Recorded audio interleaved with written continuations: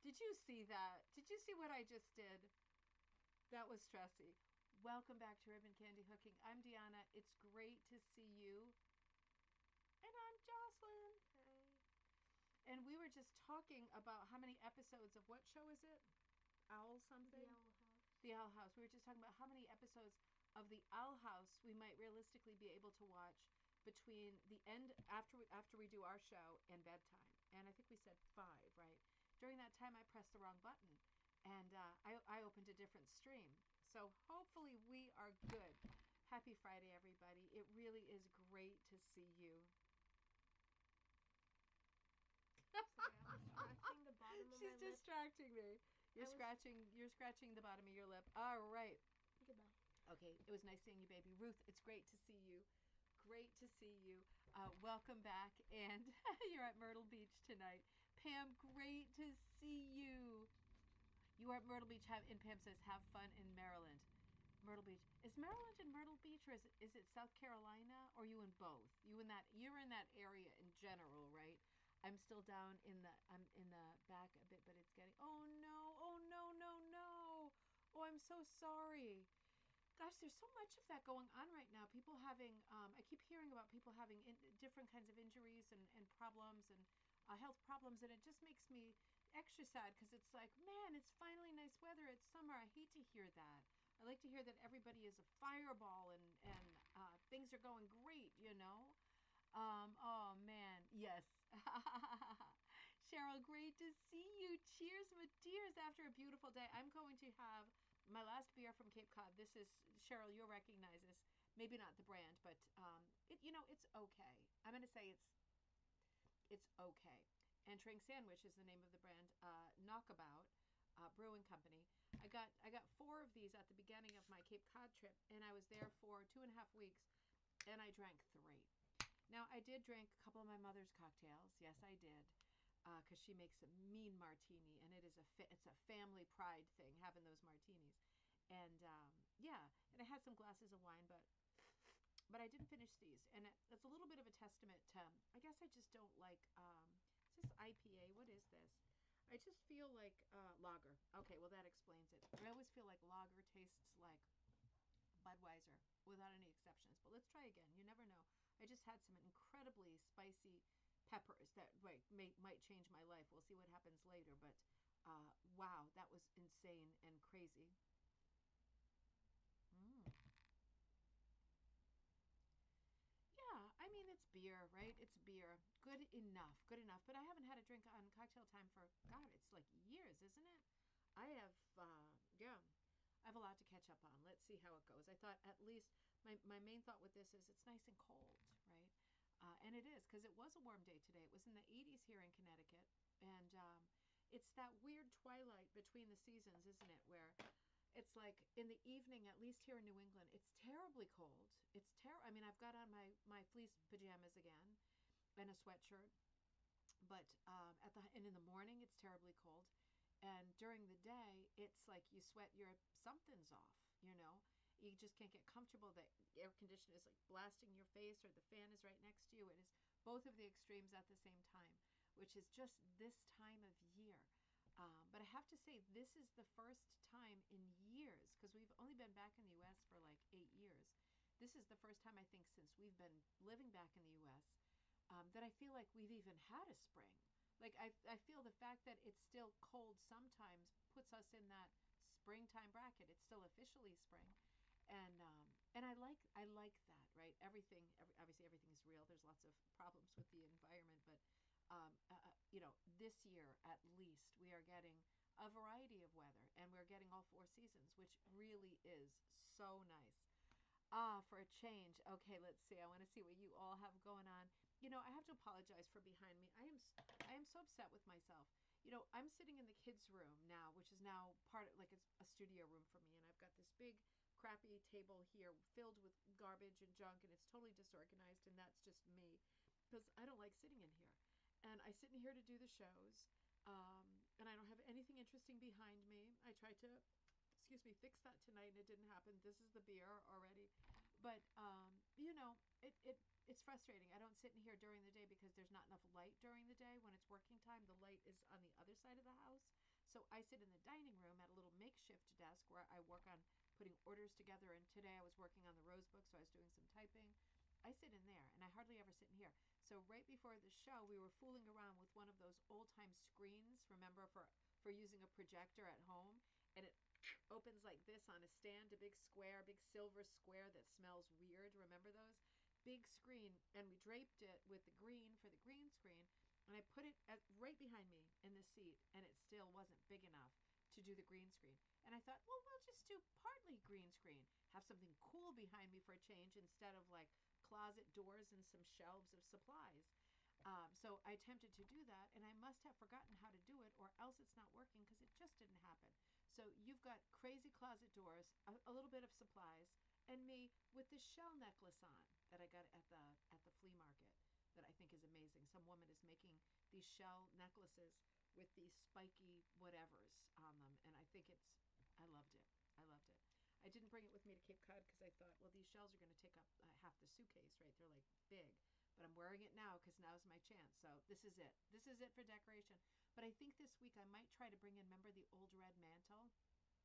I might try to get that behind me with a rug under it and a board behind it where I can create vignettes again. Remember the old days when we always had like seasonal stuff behind me, and I would switch it out and with something to talk about. And I want to do that again sooner rather than later. So give me just one more episode, and I'm going to see if I can get something cool behind me again.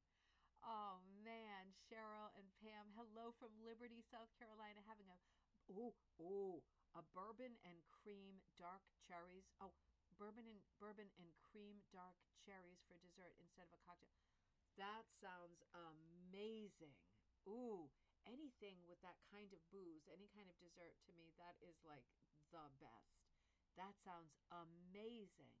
Lots more calories, but really yummy.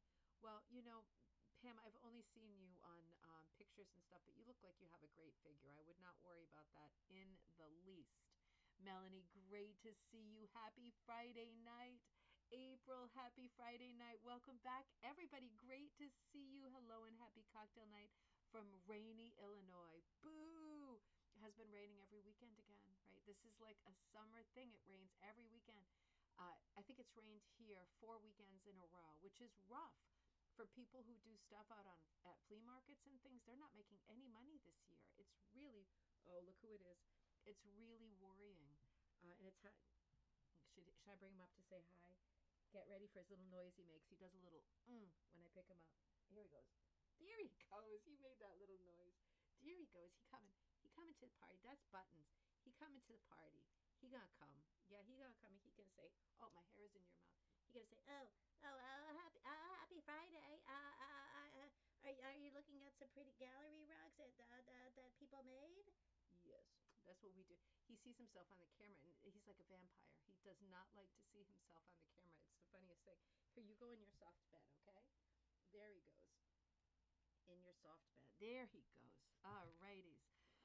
Oh, Catherine, great to see you. Here we are. I am very excited for tonight. I have to say, it was hard getting my head around the Monday show because it was like sit down and do it, and everything was super fast. But this week, I have not had any extra time. Right, I'm catching up, but I at least have been able to reset my brain, and I opened up all of the files of the beautiful work that you all sent in for this week, and just got so excited. We've got some lovely work to look at tonight.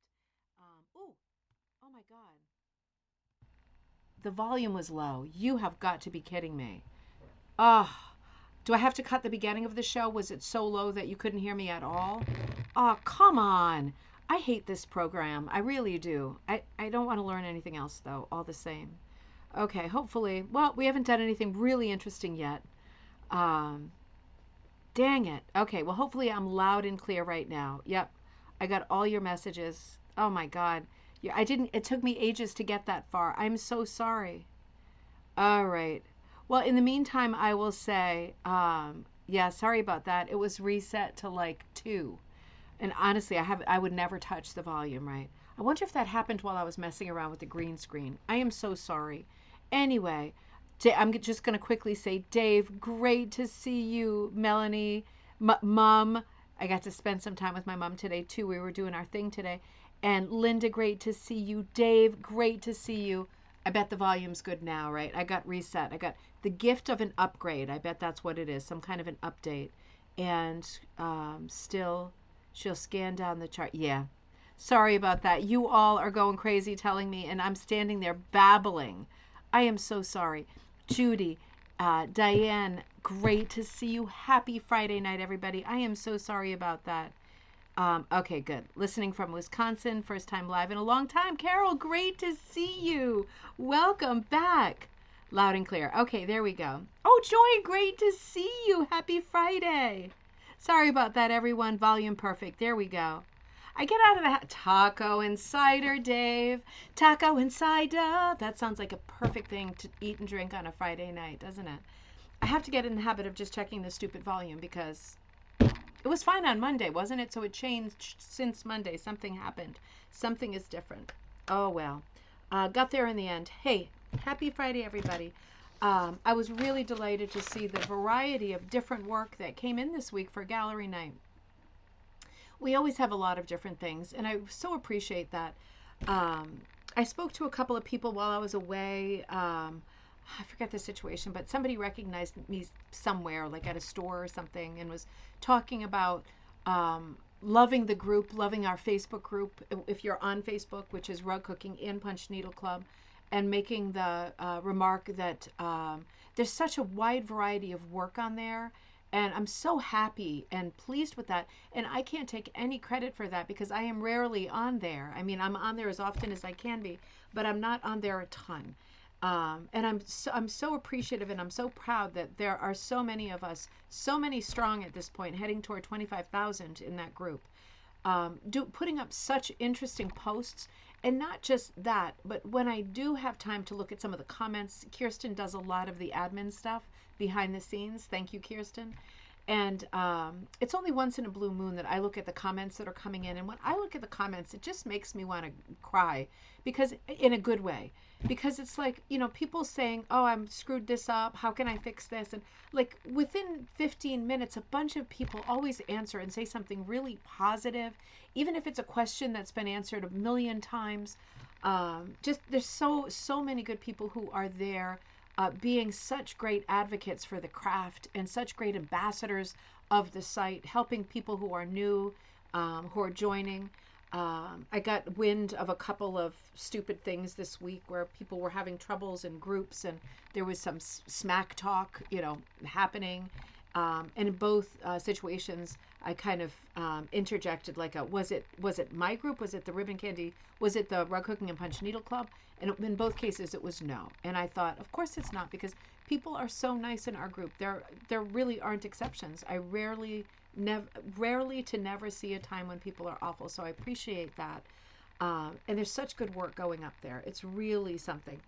Let me just catch up with you on a couple of things before we start looking at slides, because then my head will be in it and it'll be over. I want to be sure that you caught on Wednesday. I was gone for almost 3 weeks, right? So that was the longest hiatus I take in the year. It was our Cape Cod time, and it was wonderful. And we caught up a little bit on that. I smell something burning. I smell something burning. It smells weird, not like a fire. Maybe it's the volume going up. Yeah, so I got back, and on Wednesday, I went with my friend Naomi from Ravensgate Primitives, Naomi Neeser Allen, you know her too, and we went to visit Tad Richards, and he is such a Renaissance man, as my mother says. I'm borrowing her phrase. He has been in his lifetime so many things, starting art in the 1950s as an artist, as a painter, a musician, a writer. A quite well-known person in many areas, and now in recent years he's been doing punch needle.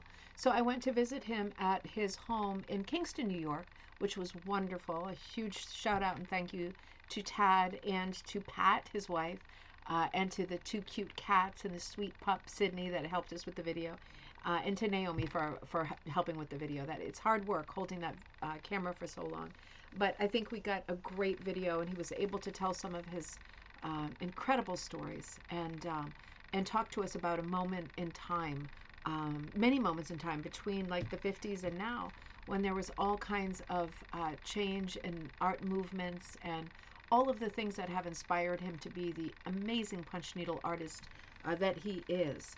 And we did a recorded live video on Wednesday at, was meant to be at noon, but we got caught in traffic. It was unreal. Should have known heading toward New York, right? I don't know how I didn't realize, and I trusted the GPS like an idiot. But we came on late for a live show, and that is there. And then immediately after, we had lunch and recorded a walkthrough of all of the work he has in his house that hasn't been sold, so stuff that's still there. And it was such beautiful work. So there were two separate videos that I think were really great. I also put up a new swatch set. This is June. This is Pride Month. Always love to celebrate Pride Month, usually with a different set that has kind of a rainbow backbone. This one is called Pride Month Preppy because it's really bright and sort of pastel rainbow colors. It's very different than other Pride sets I've done before. I figured it's completely unlike the primaries of the Keith Harris set, and it's completely unlike the neon rainbow of, I forget, I think I just called that Pride Month Rainbow, something like that. It's a very different set for this year, so that's up there. I also put up the next Design Like class, which is Design Like the Cahoons. Ralph and Martha Cahoon. You might not know their names, but you would recognize their iconic mermaid paintings. Very folk art style, heavily influenced by toll painting, furniture painting. So there'll be lots of composition stuff and a lot of drawings in that class that you get beforehand so that you're able to really create some amazing, very summery, nautical themed compositions that will be great for summer. And they will be your own. And it will be a lot of interesting storytelling as well as exercises. It is an online class and it is recorded if you aren't able to make it in person. And I did one other thing yesterday. What was it? Oh, I put up another class. I put up this class, which is, again, a recorded class. You can be there if you're available. I hooked half of Berry Basket, and this is cut. This is number 5 cut. It's available as a kit, as just the class with the PDF download. So you could, if you wanted to, you could transfer it yourself and just do it yourself. But it will be. I'm actually going to do something unexpected. I've hooked half of it. And I'm going to talk to you about, what order makes sense to hook it in, some hooking tricks with some of the more difficult parts of this piece. Barbara Cornish gave me a great idea, and I am going to take her great idea. I'm going to hook the other side for myself in a different color scheme, just for the sake of talking about color and darks versus lights, primitive palettes versus other kinds of palettes. So I have hooked this side, and this is the kit that you get if you order it as the full kit.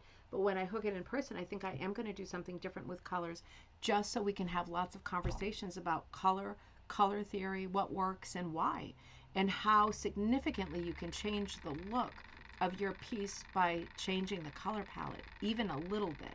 So that'll be a lot of fun. Those 3 things are there for you. They are now at Ribbon Candy Hooking. They should all be on the leader page, the head page with the thing that scrolls. Those should all be there for you. Judy says, I hope Tad has photographed the... Judy, I had the same thought. And when I had it? At like 3:15 in the morning on Wednesday night after I left him. I didn't think to ask. I'm sure he has, because he's always been like an artist and a businessman. But I had the same thought. And because you said it too, I think I will ask, just to put my mind at ease. Because he, I think he must have, but I will ask him, because he posts the most extraordinary work and the progress of his work in our group, in the Rug Hooking and Punch Needle Club on Facebook. He even shows us sketches and stuff. So if he's forgotten to post, photograph anything, I would really want to go through that site and find it, just to document it. And I said to him, what do you think about writing a book? Because he is a writer as well. And his style is so different. And he feels the same way I feel, that not everybody's that into his style. And of course not. Not everybody is into any style. Is everybody into Andy Warhol? Is everybody into, I don't know, Keith Harris? I mean, people like different artists. People like different things. Everybody has different tastes. And there is a but for every seat, right? That's not what I usually say. But there is. And I love his stuff because it's very different. Maybe you love his stuff. Maybe you don't care for it. But, it is important to represent everybody who does work all of us, and that's why we're here tonight for gallery night. It's important to represent and to show and to talk about everybody's work, because everybody's work has merit and has different aspects that we can talk about and that we can learn from. Whether you like it or not doesn't really matter, right? Because every piece that we look at has a different technique, a personal technique, choices about color, a choice to do the thing in the first place. Is it a commercial pattern, and why did you pick it? Why did it speak to you? Do you even know? Is it something that you drew? Is it an original pattern, and what's that storytelling about, right? So there's so many things to talk about when you look at a finished hooked piece or any kind of textile. Teddy calling me from upstairs. Sorry about that. So I will ask him that. And oh, Barbara, good to see you. I will ask him, and I do want to be sure that for somebody like Tad, who really is just extraordinarily different and does such unique work, like I am only using Tad as an example because I just visited him, and I looked at all his work. Now, if I were to come visit you, and if I'm driving distance to you, would you please invite me? Honestly, I'll come. If I can get to you at all, I'll come. Maybe even the week of solder when I go a little bit out that way, you know. I would love to visit with other people, even online, so I can look at everybody's work. We can look at it together. I would love to do that with each and every one of you for sure. One other thing I want to say before I forget, something to think about and file in your brain, right, for later. If you are around Massachusetts, when August into September rolls in, and it's the time of the Big E, which is the big exposition, which is the biggest country fair in this part of the country. It takes place in outside of Springfield in, what is it, Agawam, Chicopee, one of those. It's right outside Springfield, Mass. I'm always the judge for the rug division. Are you near there? And if you're near there, do you want to work together on doing some demonstrations, demonstrating rug hooking and punching at the Big E? Because they're asking me, and I have until August to answer. They're asking if I want to do demonstrations. I don't want to do demonstrations constantly, but if there's a few of us and maybe we can do them together, keep each other company for a little while, a couple hours here or there, maybe you're near there and you could jump in and do some demonstrating at the Big E, something to think about. And no pressure. But if you are near there and you're thinking, yeah, I was going to go anyway, I might as well sit for a couple hours and do it, make sure you write me at ribboncandyhooking@gmail.com, because if other people are doing it, then it would be a solid yes for me. I would say, like, all right, we can definitely fill some slots and show up and show the craft. But I just don't want to. I don't want to. I don't want to shoulder it all myself, because I feel like it has potential right around Solder Village and everything else to become impossible for me, and a pot boiler kind of losing the thread, getting depressed, getting crazy thing. So if anybody can help out, that would be a game changer, and I would love to say yes. Just want to be sure that I get some help on the ground. So something to think about. Let's do it. Let's do it. So coming right into gallery night, thank you to everybody who sent your beautiful work in. If you're just joining us, Deborah, great to see you. If you're just joining us and you don't know gallery night and this is your first one, extra big welcome, extra big hug to you. And why don't you send in some of your stuff for the next gallery night? These are every month. I'll give you a date soon, maybe even at the end of the show for the next gallery night. And you can start sending your work in right now for the next gallery night to ribboncandyhooking@gmail.com. We would love to look at your work for the next gallery night.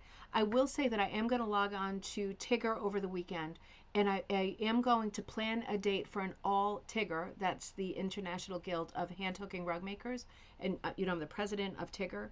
I do want to set a date where I do an all Tigger gallery event.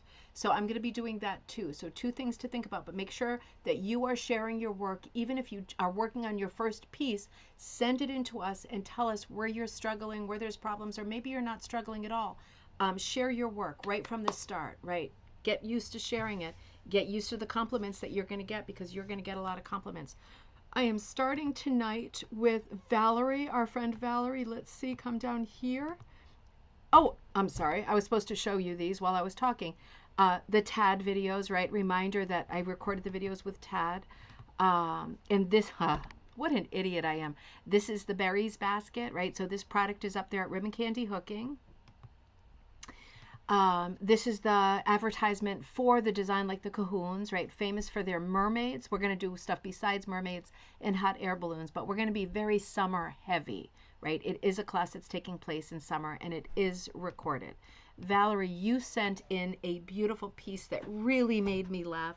Valerie says, "Hi, all at Ribbon Candy Hooking. My friend Sam is celebrating his 65th birthday soon. He posted on Facebook a few weeks ago a photo of their pup, Leonardo. I couldn't resist making a pillow. I used leftover noodles on a tablecloth backing, wow, and thrifted materials. It makes me smile. Oh, on tablecloth backing, there's a lot to talk about. Oh, cola and pizza for you and Richard tonight. How fun is that, huh?" Valerie, this is such a great piece. I am loving this. This is their pup Leonardo, and there he is dressed up like El Papa, the Pope. And really interesting to me that it's a pillow, which is going to be useful and enjoyable all the time to look at. It's really interesting to me that it is done on a tablecloth backing because just remind yourself at the end of the day, any of the backings we use for rug hooking, whether you use whatever kind of linen, burlap, Scottish burlap, rug warp, monk's cloth, whatever you use, it is a woven. That's all it is. It's a woven, right? It has a warp and a weft. Many materials are wovens, many are not, right? Many are not, but many are. And depending on how loose or how tight, how stretchy, how forgiving the woven is, it is sometimes surprising to realize that you can hook into many other things besides traditional backings. You can indeed hook into door mill wool. You can hook right into it. Now, if you make a mistake and pull something out, that's going to be a problem because it's not stretchy. It has no stretch, as you know, right? It's going to close right back up and make a hole, leave a hole. So it, other things you can hook it into like sweaters, probably not t-shirt material because it's not open enough, but a sweater is quite loose and has a lot of stretch typically. There's so many interesting things that one might hook into. And I would have never thought, Valerie, a tablecloth, right? I would have never thought, who'd have thunk it? Valerie did. So she made this beautiful piece of Pup Leonardo on with leftover noodles and thrifted materials, so all kinds of leftover stuff, right, onto a tablecloth backing. So much fun. What a beautiful piece. And you have this great photo reference to work from. That's great. But you stylized it in a way that makes sense. And there's some artistry in here. You made some really good decisions about lines, right? So the green sort of ground and the blue sky makes a lot of sense. Leonardo being in his pup bed makes a lot of sense. He is dressed as the Pope, which I think is a riot. And I love how, and I'm sure it's just coincidental, the pillow in the photo is exactly the same colors. Is that a coincidence as the fringe on the finished piece? Right? So it's very cohesive. Um, Really, really, really an interesting, fun piece and an ideal gift, isn't it? I mean, really. And at the end of the day, one of the things we also talk about when we talk about rug hooking is when you're working from a photo, do you want to include everything in the photo? You don't, right? You absolutely don't. It depends on the photo, but in most candid photos, we are seeing stuff in the background that just doesn't read, right? We're seeing some, like an architectural arbor. There's something white in the background. I can't make out. Part of a fence, some trees. It's all, it reads to our eye in a photograph as it's a horizon, right? There's a background. But if you were to hook that all, it'd be very confusing because people would be trying to make out the shapes and they wouldn't be able to. So it is important when you're working from a photograph to do as Valerie has done and be really smart about the things that you leave out, right? Leave out the things that don't make sense, that are not helping the story forward. The story is, here's Pup Leonardo. And in the photo, he's sitting on a nice cushion, right? Very, very grand seat. And on the pillow, he's sitting in his pup bed, which makes a lot of sense. And we're seeing a horizon with the sky and with some grounding grass. And it is more colorful than that. There's some extra colors added, making him really glow. Makes a lot of sense. And it really is a wonderful gift. Pam, I think so. Are these sea urchins? Is that what these things are?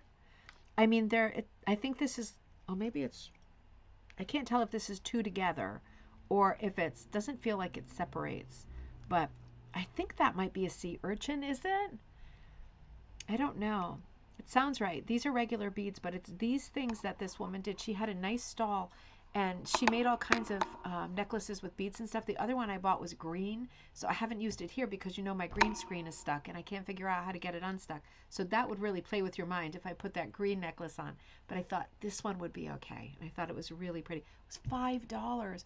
All of her necklaces were $5. I was like, yeah. I mean, I'm not going to insult her by walking away without this pretty thing. Um, yeah, Pup Leonardo is absolutely precious. Such a great piece. Looks like sea urchins. Oh, maybe they are glued together. Yeah, you know, you're right. Maybe they are. I got the impression, maybe she said it, maybe I dreamed it, that she drilled through them. And that surprised me because I thought, I just think of seashells, like ones like this, as fragile. And I thought, ooh, fragile, that would break. But you know, they're not even that fragile to touch. And I have to admit, I dropped it on the wooden floor of the bedroom and nothing happened. I really freaked out, but nothing happened. Maybe they're stronger than they seem. Design is sea urchin, but any real ones. Okay, so maybe they're fake sea urchin. Is there such a thing as a fake sea urchin? I mean, there must be, right? Maybe they are fake. They sure look real. They have a little bit of an orange. Anyway, they have a bit of an orange tinge to them. But I agree. I thought they were more fragile than this. They definitely don't feel fragile. Um, yeah, thanks for noticing. Yeah, they're pretty fun. Yeah, weird, huh? So many nice things that you can do and make. And just a reminder, Magpie Times, right? Magpie Times magazine coming up. The deadline for that for the next issue will be August 1st, right? So still tons of time. And the theme is barn quilts, which means all quilts. So if you're a quilter and you have quilts to put in, if you have a feature article, let's have it. I think Judy's traveling right now. I think she's still in Scotland. Um, I'm here. Let me know if you're working on something. We would love anything quilt related. Have you hooked rugs with sort of quilt designs? Even Baltimore album quilts. Do you do applique? Right, that's a form of quilting. That's needle quilting, right? Applique, Baltimore album stuff. Anything like that. Anything like that. We would love to see for that issue. And if you do any kind of crafts, you could also be sending them into Magpie Times. Stuff like this, even though it's not fiber art, if you send other crafts into Magpie Times, we will do our best to use them when it is seasonally right. So this would be great for like a summer issue. But if you have things that you think are good for the fall issue or the winter issue that you think that's not exactly rug hooking or fiber arts, it might be something that we could really use and something that's really fun to look at. So be thinking about that too and remember that date. Yeah, Pam, you're doing quilts now. You even hooked quilt patterns. Well, make sure that you're sending that stuff because that's exactly what we need for this issue. We're celebrating quilts by showing quilts, but also showing hooked quilts. And I know there's a lot of people who've done quilt designs and hooking. So make sure you get those to me, and you still have a lot of time to think about it. So just file that one on the back burner. Now, Valerie, such a great piece. We really have enjoyed this piece. I love Pup Leonardo. This is another great piece that Jessica Troyer sent in. You know, Jessica Troyer gets, I don't, you all say to me, you don't know how I get all this done in a day. I'm going to turn around and say that to Jessica. How does she get so much done? It's incredible. So there's a few pieces from her in tonight's show. You're just not going to believe it. I wasn't away that long, and she has done like a season's worth of work. Jessica Troyer writes, "Hi Deanna, I hooked the Cahoon mermaid, and I wanted to share it for the next gallery night. I thought she would work well for the laundry line project too, and she will because she's all done with like clothing and stuff. Her skin is all pantyhose material, and the background is from two tie-dyed shirts that my sons outgrew. Look at that background. See if you can sort of assimilate that in your head. My mom says, mermaids are my fave. So pretty. I'll be signing up for the Cahoon class. And this, I'll show you, I'll remind you, this is a sketch I did when I was together with Naomi and Jessica and her son Evie at the Cahoon Museum in Katuitt on Cape Cod. So she actually hooked this thing. The face is all pantyhose. The background is two tie-dye shirts, and it has a lot of texture from fun fur yarn velvet scraps, sequins, beads, and a crocheted pom-pom border. Look at that. I turned it into a pillow. I've got more views of this to see too. And Pam says, Jessica, that is adorable. Wow. All those fabrics are just so cohesive. They are at the end of the day, aren't they? Let me show you a little bit closer up. So these are two of the t-shirts, right? And you can see she's cutting them with her rotary cutter on the scar-proof board and scissors. April says, just awesome, Jessica. And let's just go back just for a second, because you see that that dark shirt is making the dark background, but you know the other shirt that was the yellows and blue, right, that she cut the whole body off and only like the bolero top is left? Well, you see, oops, I'm sorry. You see that those are the waves, right? So you see where she's used the two different t-shirts. Barbara says, fun piece, Jessica. So we see how she's working. She does not use fancy materials. She uses thrifted materials when she can. She repurposes stuff and she uses basic tools and she gets these great results. It's just a reminder, right? You don't have to break the bank to do this craft. That's not what this craft historically has been about. When you see this closer up view, you see she's working on sack, like some kind of sacking burlap. And she is not. I love. There's a couple people in the show tonight, and Jessica is always one of them. She does not fuss with closing up the border, using a serger on the border, doing zigzag on the border. She just finds a piece and says, "This is big enough to fit in the hoop," and does it. I'm doing a show, Ted. And I'm sorry, Ted is talking as he approaches us. And she just puts it on there. And does she worry about it unraveling and falling apart? No, because it doesn't happen that fast. And she works fast.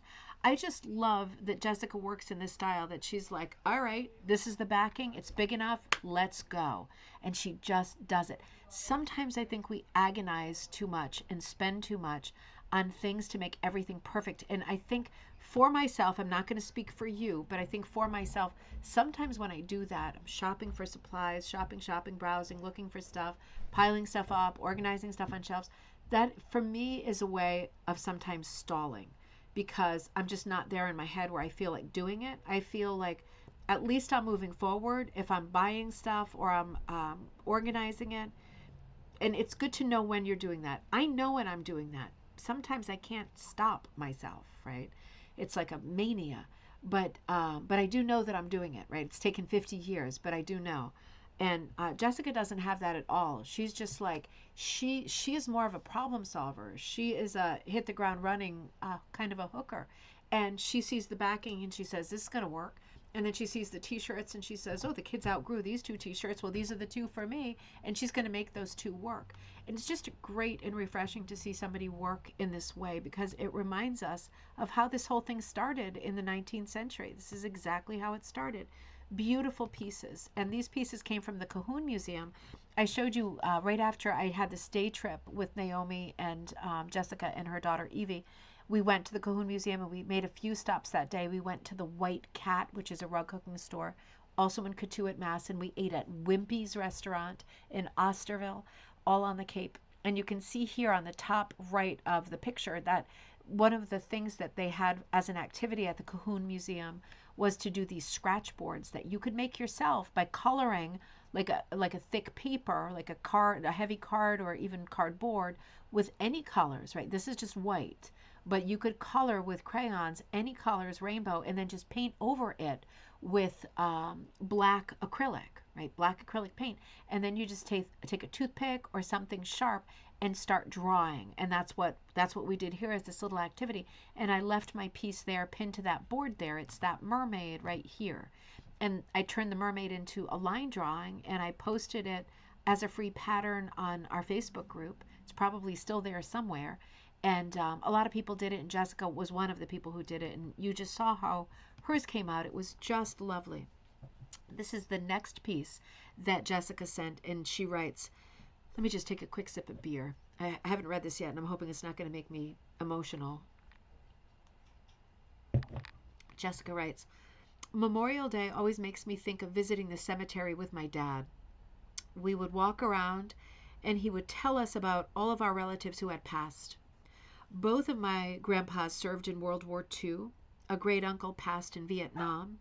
He would point out their graves and also tell stories from his childhood.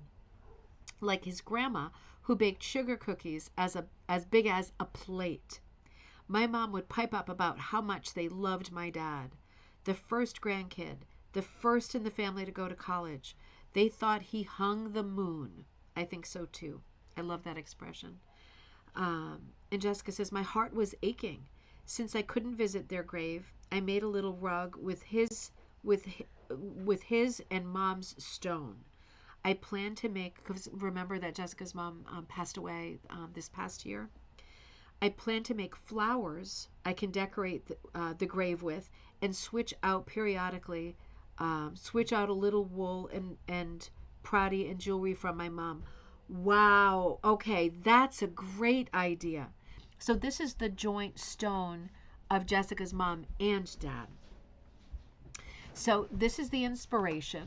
And the idea is Gail, good morning, my love. Great to see you. Liza, good morning. Liza completely agrees about the stalling. Liza says, I find I do a few looks and then struggle to decide what to do next. Yeah, it's so true. It's so true. I think most of us do it. I think Jessica doesn't. I think Jessica plows forward. I think it's just her nature. That is a personality type, and I wish I had that. Pam says, "What a lovely tribute. Wait till you see what she's done with that. It really is so pretty." Hey, you came back. What time are you ending? I'm ending at 9. I might be a little bit later. I'll be there soon, and we'll watch your show together. So that's the backstory, right? So she went. She wasn't able to go to the graveyard this time, and so she was thinking about the stone, and she made this. Oh, thanks, Pam. She'll be back. Now, this is the bare bones of it, right? So this is the stone that you just saw. You can see she wool appliqued with this beautiful sort of herringbone mixed colors. The stone itself, and she hooked the grass, and she hooked the sky, and you can see the cross cut out in the stone. Absolutely beautiful the way the light comes through there. Oh, thanks, Gail. I'll tell her. She'll be back. And I didn't realize, but later on, Jessica sent this, and she had put Prati flowers into it and the American flag, military people, right? Beautiful and patriotic sentiment. She made these Prati flowers, and she said in the text that I just read that from time to time she's going to switch out the Prati flowers, just as you would visiting a grave, maintaining a grave, right? Putting bits of her mom's jewelry on there. I think this is an incredible, emotional, lovely, unspeakably lovely memorial piece that is it now interactive. Now that she has the idea, she's not done. She's going to revisit it, and she's going to change the flowers. She's going to keep it fresh. She's going to keep the memory fresh by doing that, by maintaining this practice, right, of changing out the flowers and adding different things. It's just incredible. It is, I'm reading your comments, it is an absolutely beautiful idea, and it is so like Jessica, because remember, Jessica is working on a book project. And remember, the reason she came to rug hooking was because I think her mother-in-law was a rug hooker and gave her supplies, her hook and some wool, and got her going. And during the time that her mom was in hospice and before, she was practicing rug hooking, learning rug hooking, and capturing that last year. And it is awfully sad. But she has done a lot of projects, if you remember, that have to do with celebrating her mother's life, and then kind of casting the net a little bit further, celebrating other family members. So one thing that her rugs typically have in common is that she is celebrating people who she remembers, and times that she remembers, and living people too, right? Living family members too. But everything she does is a tribute to her family. Her work is very family centric, and it makes it extra special. So this is her memorial, and I even think she did one more project while I was gone. Again, I was gone for 2.5 weeks. She hit it out of the park. Oh, okay, so this is a photo of her mom with the kids, with her kids. Um, yeah, at the grave. So, yeah, with the flag, you see, and the flowers. Yeah.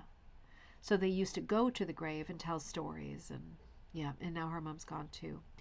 Oh, all right. And one last piece from Jessica. Um, Jessica, that was beautiful. That makes my heart ache too. Oh, she said of the gravestone, let me come back one more time. She says of the gravestone is applique from a wool tweed jacket, and the colors match the stone perfectly. My mom took such care choosing it because it had some orange in it, and my dad's favorite color was orange. We flipped through the entire binder before we found it, so the stone. So then Jessica was able to find this beautiful tweed jacket and cut it up because it also has a little bit of orange in it. So making lots of good solid connections here, right? Making this piece really incredibly special. And the final piece that oh, I'm sorry. I'm missing some of my text. Jessica says this picture is of her mom and Jessica's kids 2 years ago after we helped her change out the flowers. Really beautiful. And when she sent this message, she said yesterday would have been her mom's birthday. Oh dear. Well, what a beautiful piece. And as you all said, what a beautiful tribute. What a beautiful way of remembering. Now, did you notice right before I left for the Cape, and I still have more to do here. I was going through my stuff, and I'm overwhelmed. I feel like Edgar Allan Poe style, buried alive in here with my stuff, and it's driving me crazy. It's making me claustrophobic. This is like, spring thing. I hope, but I started going through my stuff, and I realized how many things I had hooked for ribbon candy hooking in the last 5 years. Like it's crazy. It's bonkers. And I went through everything, and I put together maybe 30, 40, 50 rugs that had been started, finished, not finished around the edges, maybe not completely hooked. And I put them up for Patreon members, and Patreon members picked some of the pieces that they wanted to finish or to keep. The next thing I'll do this coming week is, now that I always give first sort of wave of things to Patreon members as a thank you, as a way of saying thank you. But this coming week on Rug Hooking and Punch Needle Club on Facebook, I will start posting some of the what are called orphan projects. Some of the ribbon candy hooking original projects are all ribbon candy hooking projects, so they are a part of our shared history. I have tons. I still have tons, but I have more than tons. There more than tons exist, and so a lot of you have bought a few projects here and there to complete, right? So I started it, you finish it, and it's yours.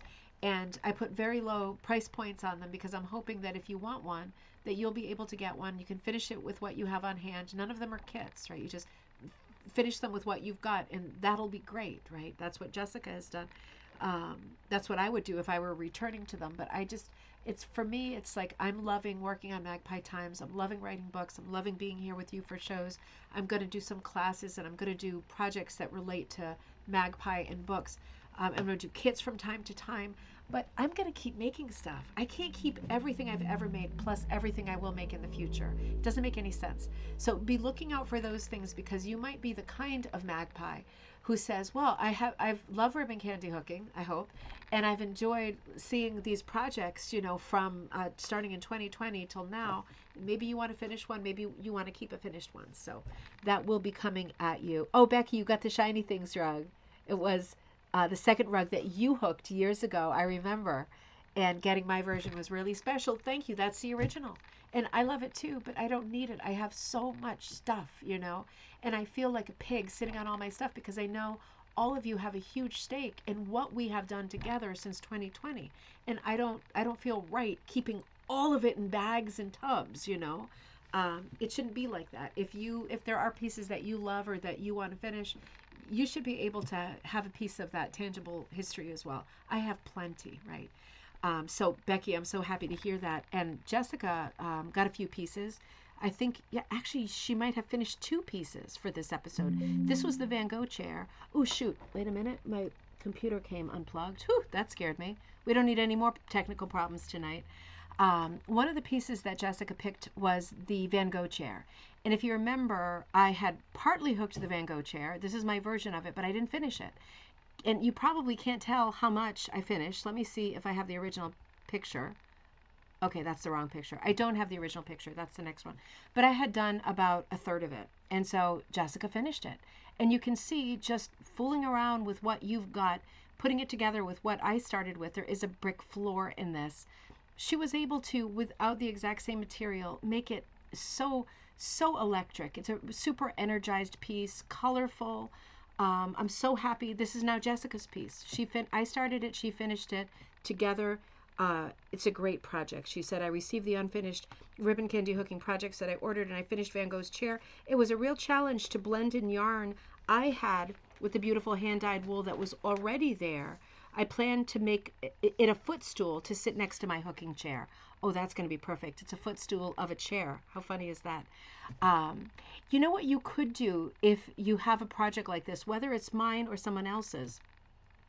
If somebody has started a project and you don't have the same materials to finish it, I know you know this, but I'll just remind you, the best thing to do is to pull some of it out. I know it's like reverse engineering, but it is the best thing to do. Just pull some of it out and move it to other places so it's dispersed more evenly, and then you can plug in the materials that you do have, and it's going to work great. It's going to work great. For example, this is another piece that Jessica bought. This is a piece I was punching, and it's called Village Sentry. So I was punching this piece, and you can see I did the roof with like mixed variegated color, and I had put in a couple of the houses, but that's as far as I got. It's another circular piece. Van Gogh's chair was an oval.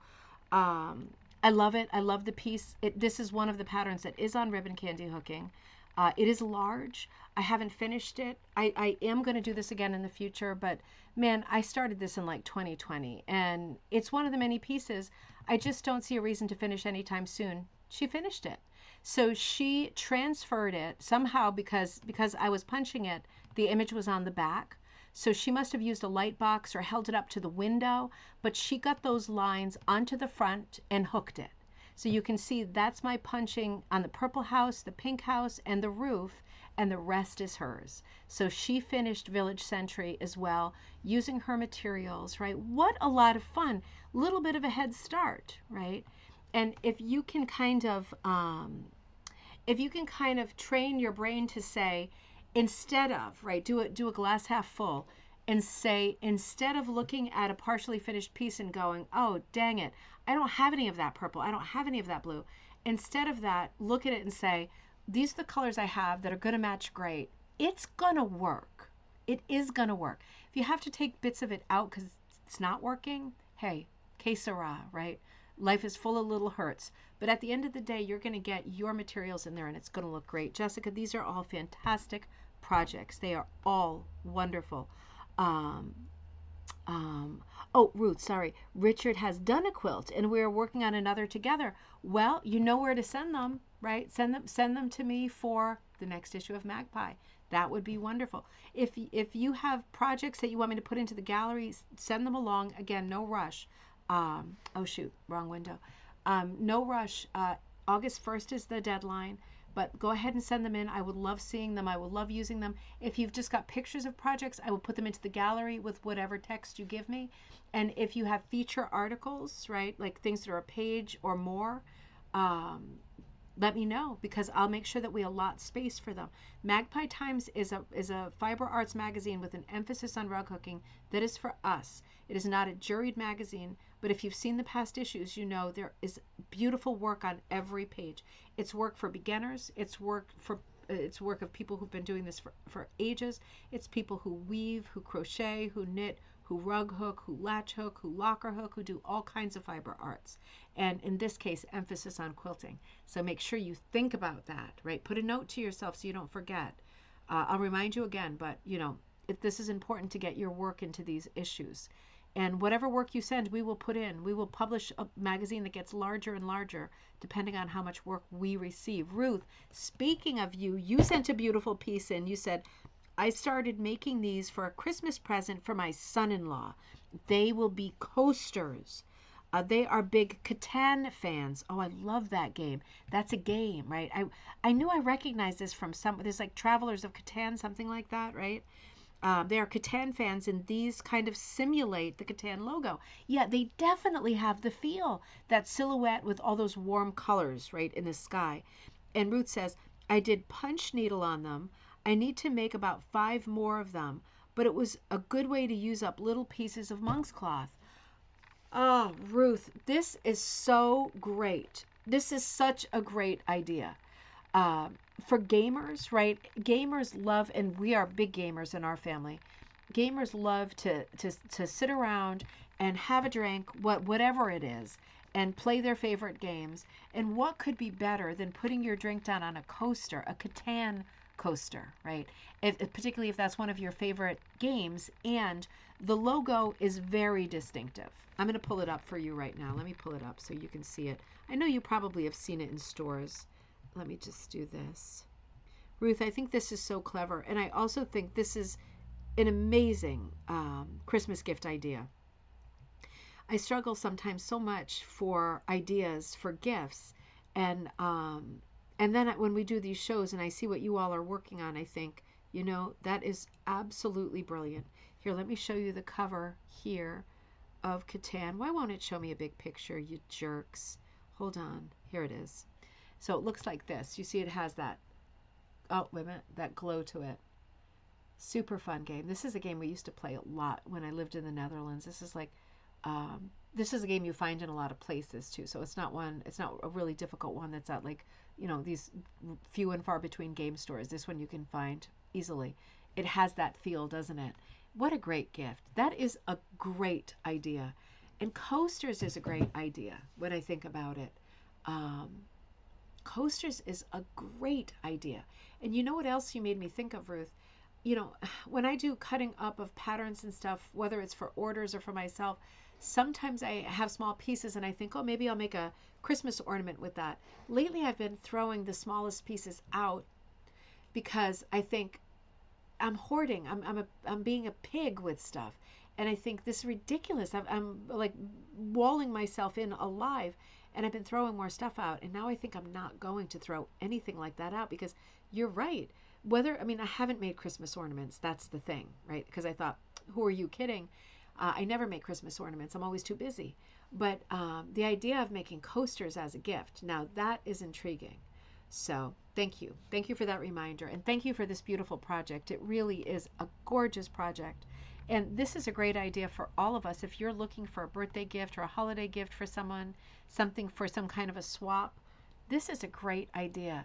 Maybe around Christmas time, or I shouldn't say Christmas time, maybe around the holidays, even when we hit Thanksgiving, right? Because Thanksgiving is like a week or two apart between the U.S. and Canada, right? So still the same sort of time of the year.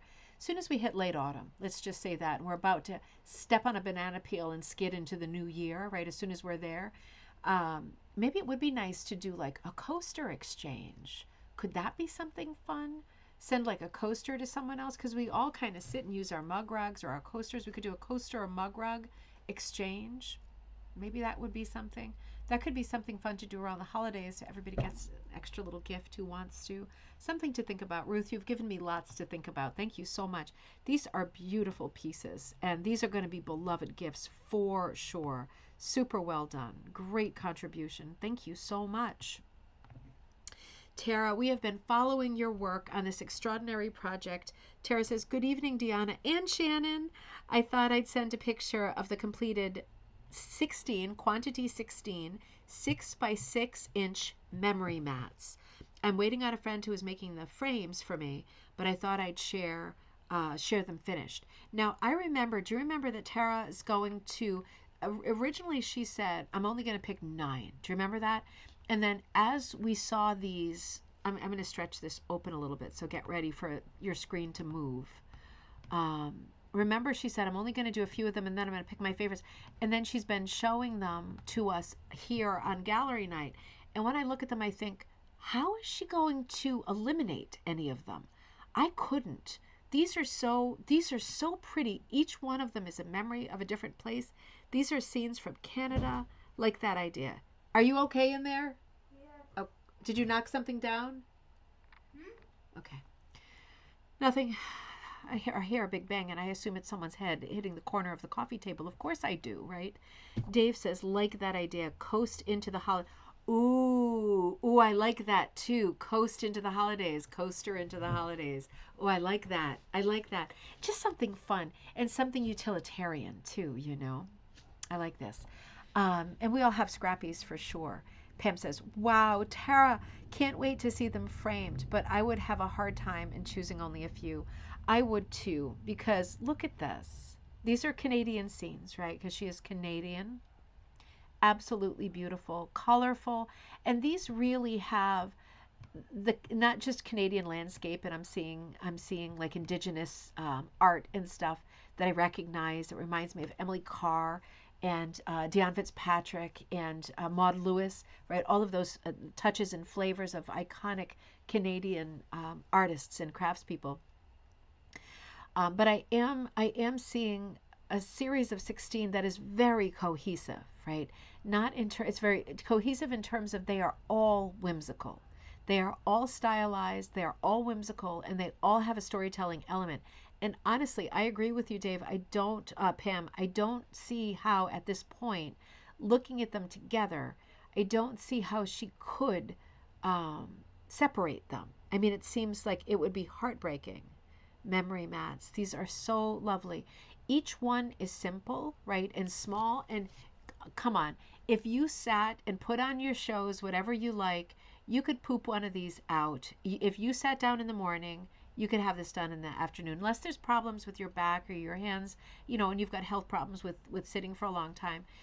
If you're able to, this size mat you could do rather quickly. Now, it's not that you would spend the entire day that way, but this is not, each independent square is not an overwhelming project for anybody, right? Even a beginner. And depending on how they will be framed, I would be tempted to put them in a shadow box all together, kind of pinned to a board, wouldn't you?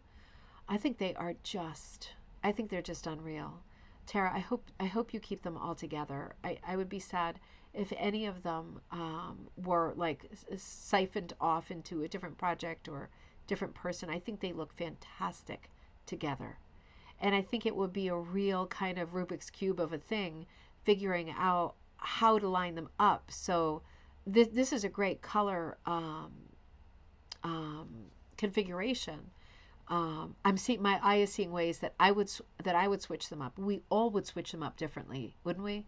Not that any way is wrong, but just in terms of color and traveling, unless you are also separating them by season, right? That would be another way. In any case, this is a beautiful project, and small piece 6 by 6 is small, that is a small size. Small pieces sometimes can be seen as sort of throwaway pieces, like how much of a masterpiece can it be at a small size? Well, size does not matter with rug hooking. If you have got a beautiful image at 6 inches, then that is your project is complete and you have done it. Having said that, if you put together a group like this, you now have an epic project, right? You have now done an epic piece of work. It is not a question of, I did a lot of these little things. It's like you have done a big thing now, right? Oh, did I do that? I mean, this is extraordinary. So, yeah, I absolutely love this. And Pam says, Barbara says, I love these minis, Ruth and Tara. And Pam says, yes, our project was minis too, wasn't it? My mom says, these are so lovely, eye candy. And Pam says, LOL, I can affirm that I am one who would sit all day until it was done. Right? I've been known to do that. With projects this size, it is very hard not to. Because aren't you just waiting and just aching to see the next color go in, see what the contrast is like, see how good the shape looks against the color that's already in there? I mean, yeah, it is like it's like a fast forward doing a big rug where those moments of putting colors together and seeing them appear together go slow, right? That goes slow. But with a small project, it's just a matter of minutes or hours before you start seeing things really sing and see the harmony pop and the color really glowing. And oh, such a lot of fun. Really, really beautiful. So well done. Absolutely love that. Love them, plural, all 16. Barbara, you killed me with this piece this week. This is so good. Barbara's logged on tonight and writes, for my first Caswell carpet block, I went with number 27. I loved the detail on the vase, and I wanted a block where I could use many of my wools from the Colors of Castleton bundle. Thank you for mentioning that. I did put out a Colors of Castleton bundle, which harkens back to the original colors of the Caswell carpet. And we are doing a group project like this all this year. Still have not heard back from the Historical Society. We're going to have to talk about that during coffee time and decide together what we should do next, because I don't know what's going on over there, but I can't even get a response. And I drove by the other day with Kirsten when I was in Vermont, and it's like it's just it's not even open. I have a feeling maybe it'll be open seasonally. Maybe it's not quite open. In any case, we are working on this as a group project, and each one of these squares was designed and stitched by Zorua Guernsky of Castleton, Vermont, and all put together to make what is probably the most important, definitely in the top 3 most important textiles in the United States. It's now lives in storage at the Folk Art Museum in New York City. It is referred to as the Castleton carpet, and it is a stitched carpet, not a hooked carpet. But each one of the squares in it is extraordinary. And Barbara told us why she picked this one. The vase does have a lot of detail. It is a very sort of primitive, simple, um, very 19th century arrangement of flowers. But the bowl makes it really unusual. And the design was on the bowl on the original 18th century carpet. Zorua chose this design for the bowl. It probably was a bowl that was sitting around the house that she copied. But Barbara, you used the Castleton carpet colors, which are pinks, corals, whites, off-whites, peach, and lots of browns, and a little bit of indigo. But you've added some other colors that really help here, because the original colors are more primitive, what we would call primitive colors. They're darker colors. And this does have dark colors, but I expected it to be much more brown.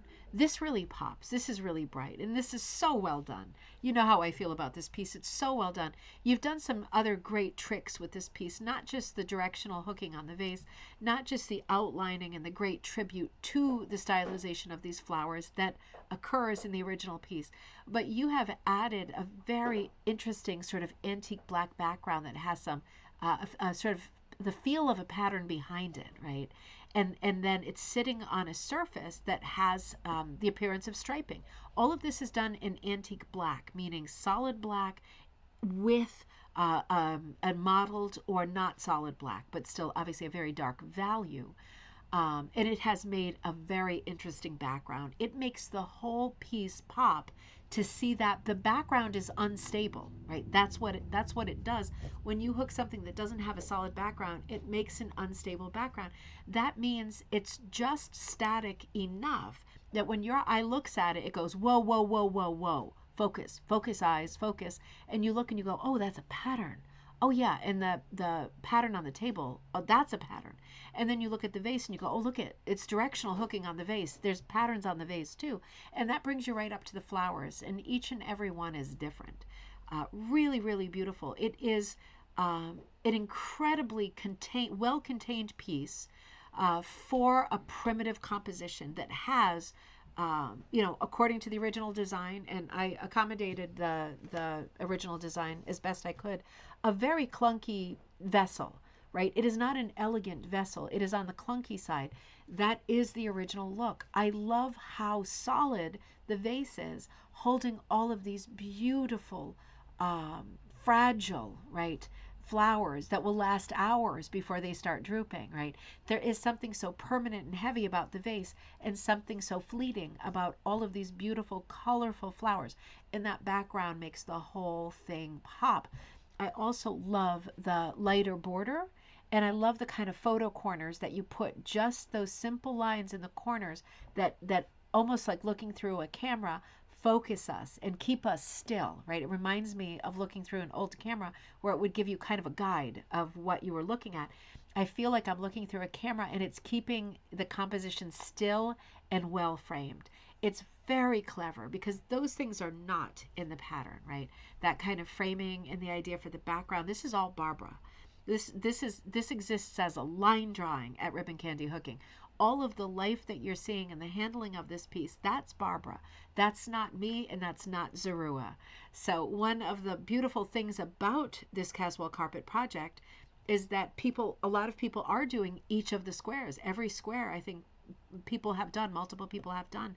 And it is exciting because when we exhibit this, it will be, and if we put a book together, whatever we end up doing with it, maybe both, it will be great to see these pieces together, the same blocks, and it will be such a lot of fun to talk about color, to talk about choices, to talk about why, to talk about how, right? This using the same patterns is a great vehicle for talking about the variety and the many choices that you have when you do this craft. My mom says, wonderful. All the patterning, even the subtle background, it's a joy to look at. It really is a joy. And I love how, the drawing itself in this block is primitive, right? It's folky. She was not a trained artist. She was a young woman. She was a quite young woman. And she made all of these blocks with her needle and her threads in a fairly short amount of time. And, she did not have art training. This is primitive. This is folk art. And that's what the design is. And I love that that's the way that these have been hooked as well, right? They look pretty. They're colorful. They have a bit of extra oomph, but they are not super realistic. And neither are Zerua's. And somehow I think doing them overly realistic, might give it a cool and great look, but would take you very far from the original inspiration.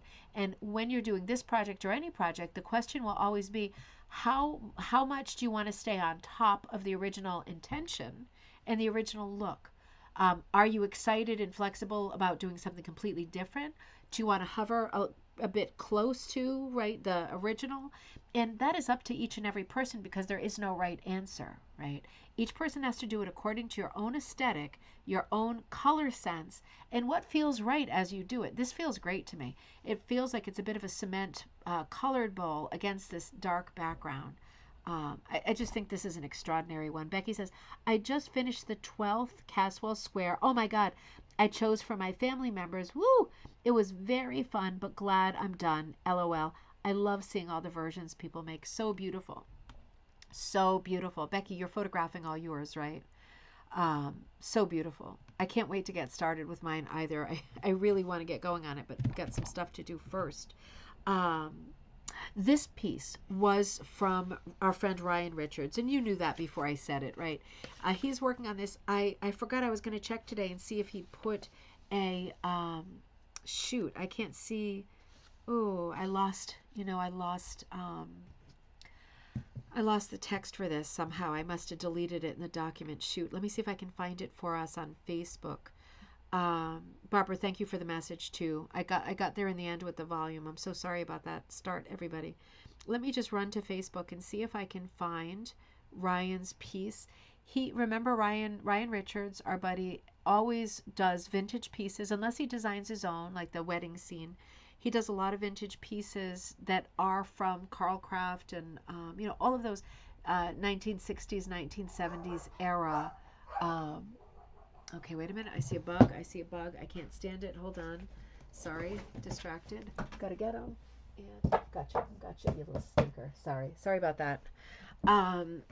He loves to do these vintage patterns and he loves to use vintage material. He often uses the original yarns. Now, of course, with projects like this, let me just put in his name, Richards, Ryan. With his projects, most of the kinds of projects that he would do come with some kind of color indication. It looks like on this one and what the matching yarns would be. Like the matching yarns would be numbered. And, oops, wait a minute. Yep.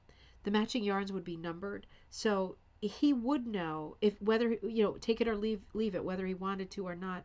He could use the same ones. If he could find the original colors, he would know what the original colors were. I found this piece and he just writes, sandpipers looking good. Gonna swap out that bit of black on the tail of the left one. Okay, so he's gonna swap that out. I see what he means. Yeah, you see how, so he's punching this with, I think, the Fentex. Is that the one he likes? And you can see that that's his handwriting. So this might be an original pattern now that I think about it, because I'm looking at all of the angles he's got going. I know that sandpipers were a really common theme. Wait a minute, I'm all confused now. Holy, Oh my God. Okay, I have got to show you this. Okay, I didn't catch this. So this is not just sandpipers. This is part of a crazy project that he's got going.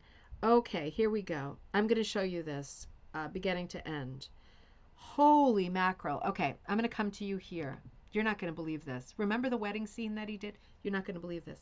So, okay, I didn't realize it went this far back. A lot of this was posted while I was traveling.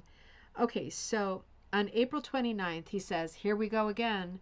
I'm 95% certain I have another piece of backing this size. I guess we'll see. Look at, let me see if I can focus this photograph for you. That's nutty. That's the frame, right? You see the stairs in comparison and a door in comparison. That's the frame. So that's photo number 1. Photo number 2, without question, the worst 2 steps. Getting the fabric square and getting the lines square. My hands are covered in Sharpie. So in this photo, he's got the monk's cloth. I think he uses monk's cloth. He's got it stretched over that enormous frame. I won't worry about bringing it in too much because it's just the fabric over it. And I bet you anything someone says, how big is this? Because he hasn't told us yet. I'm not seeing it. I can't believe no one said, how big is this? Hopefully he tells us sooner or later. And then, so that was the next day. And then the day after that, he says, got a bit of the geometrics done. I need a longer straight edge and a protractor. It's Richard, Ryan, you're there. It's a rebus puzzle. It's a rebus. Oh. Okay. Hold on. Don't tell the answer. Don't tell the answer.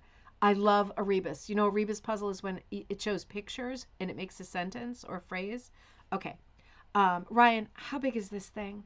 Do you want to say, or is it going to make you get stomach cramps thinking about it? So the next thing you did was put the geometrics. Let me turn this off for a second, or turn it down anyway. Wait a minute. You put lines on it. So, Ryan, this is an original piece. I'm just going to turn it off for a minute. Hang on. That's actually not helping, is it? Dang it. I'm sorry. I should have put this in the show. I didn't realize that there were so many pieces to this. And I found this. Okay. Ryan, your next thing was May 4th. The features on the table were too low. I'm going to show you to put the projector on the tripod. This is a huge project. Had a time stacking the right number of books. Okay, so that's important to the rebus, isn't it? The projections of the 2 side pieces were off a bit, close to 12 feet by 6 feet. Holy man. So even at its shortest, it's like a foot taller than I am. And at its tallest, it's 2 of me and then some. You are nuts. Do you know that? I love it. I love you, but you are nuts. The projections. Okay. Looking forward to drawing the sailboats and a bit of macrame to hold up the flowers. Let me see if I can get this to you. You see he is drawing. Oh, there is a bit of a shine on there too. Let me see if I can get you. You see he's drawing. Ryan, you are projecting and you are drawing right onto it. So it's almost like a still life. We're seeing or something, or that's the sandpipers.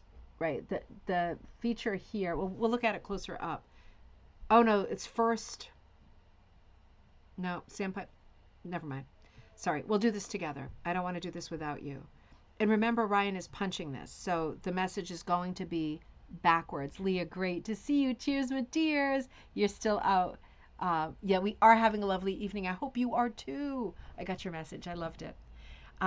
So this is going to be.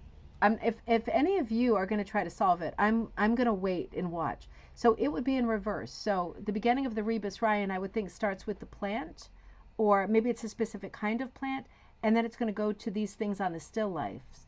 But there's an or in there, or so maybe it goes on the top and then or something or, right? The phrase, and it does say Virginia in the picture that's backwards. The picture does say Virginia. You see that?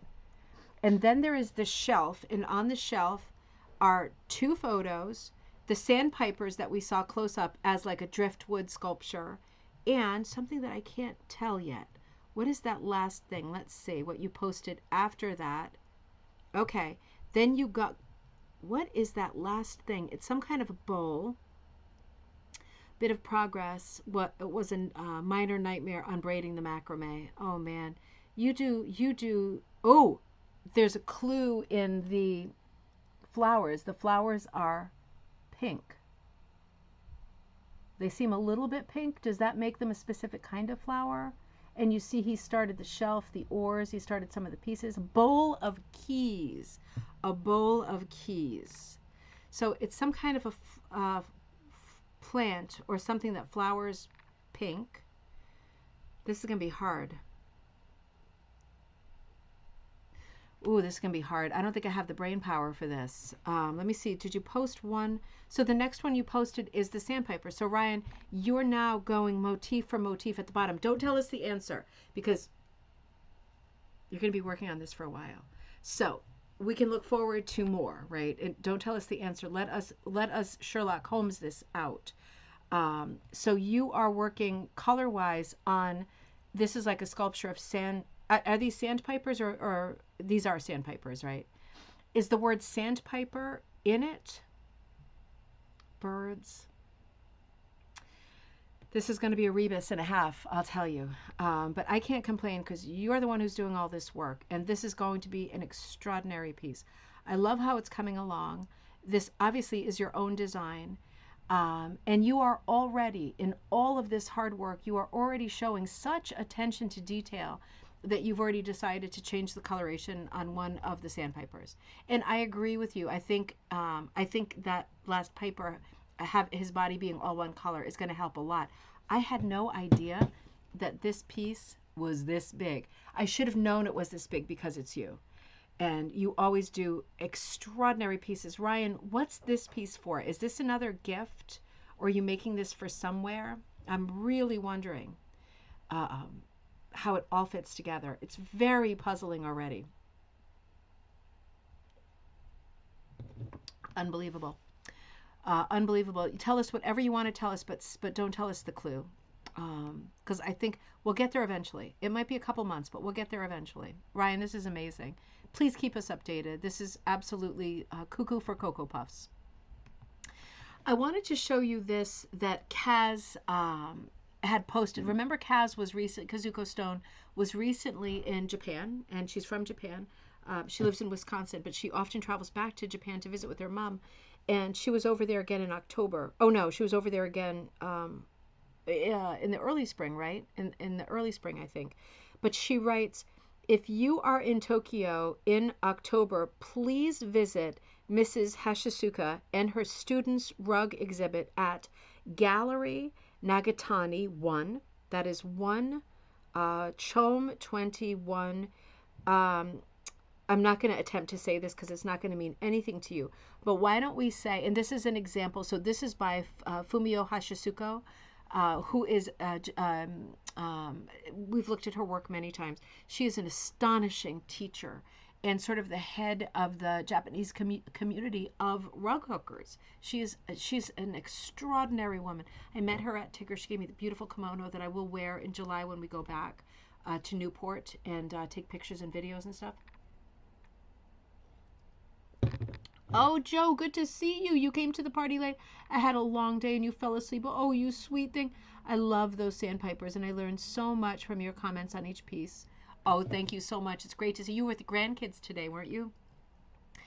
Just make sure that if you are going to be in Tokyo in October, that you get in touch with Mrs. Hashisuka or with Kazuko Stone or with me, because any of the three of us can point you toward the rug hooking exhibition that is Mrs. Hashisuko's and her students.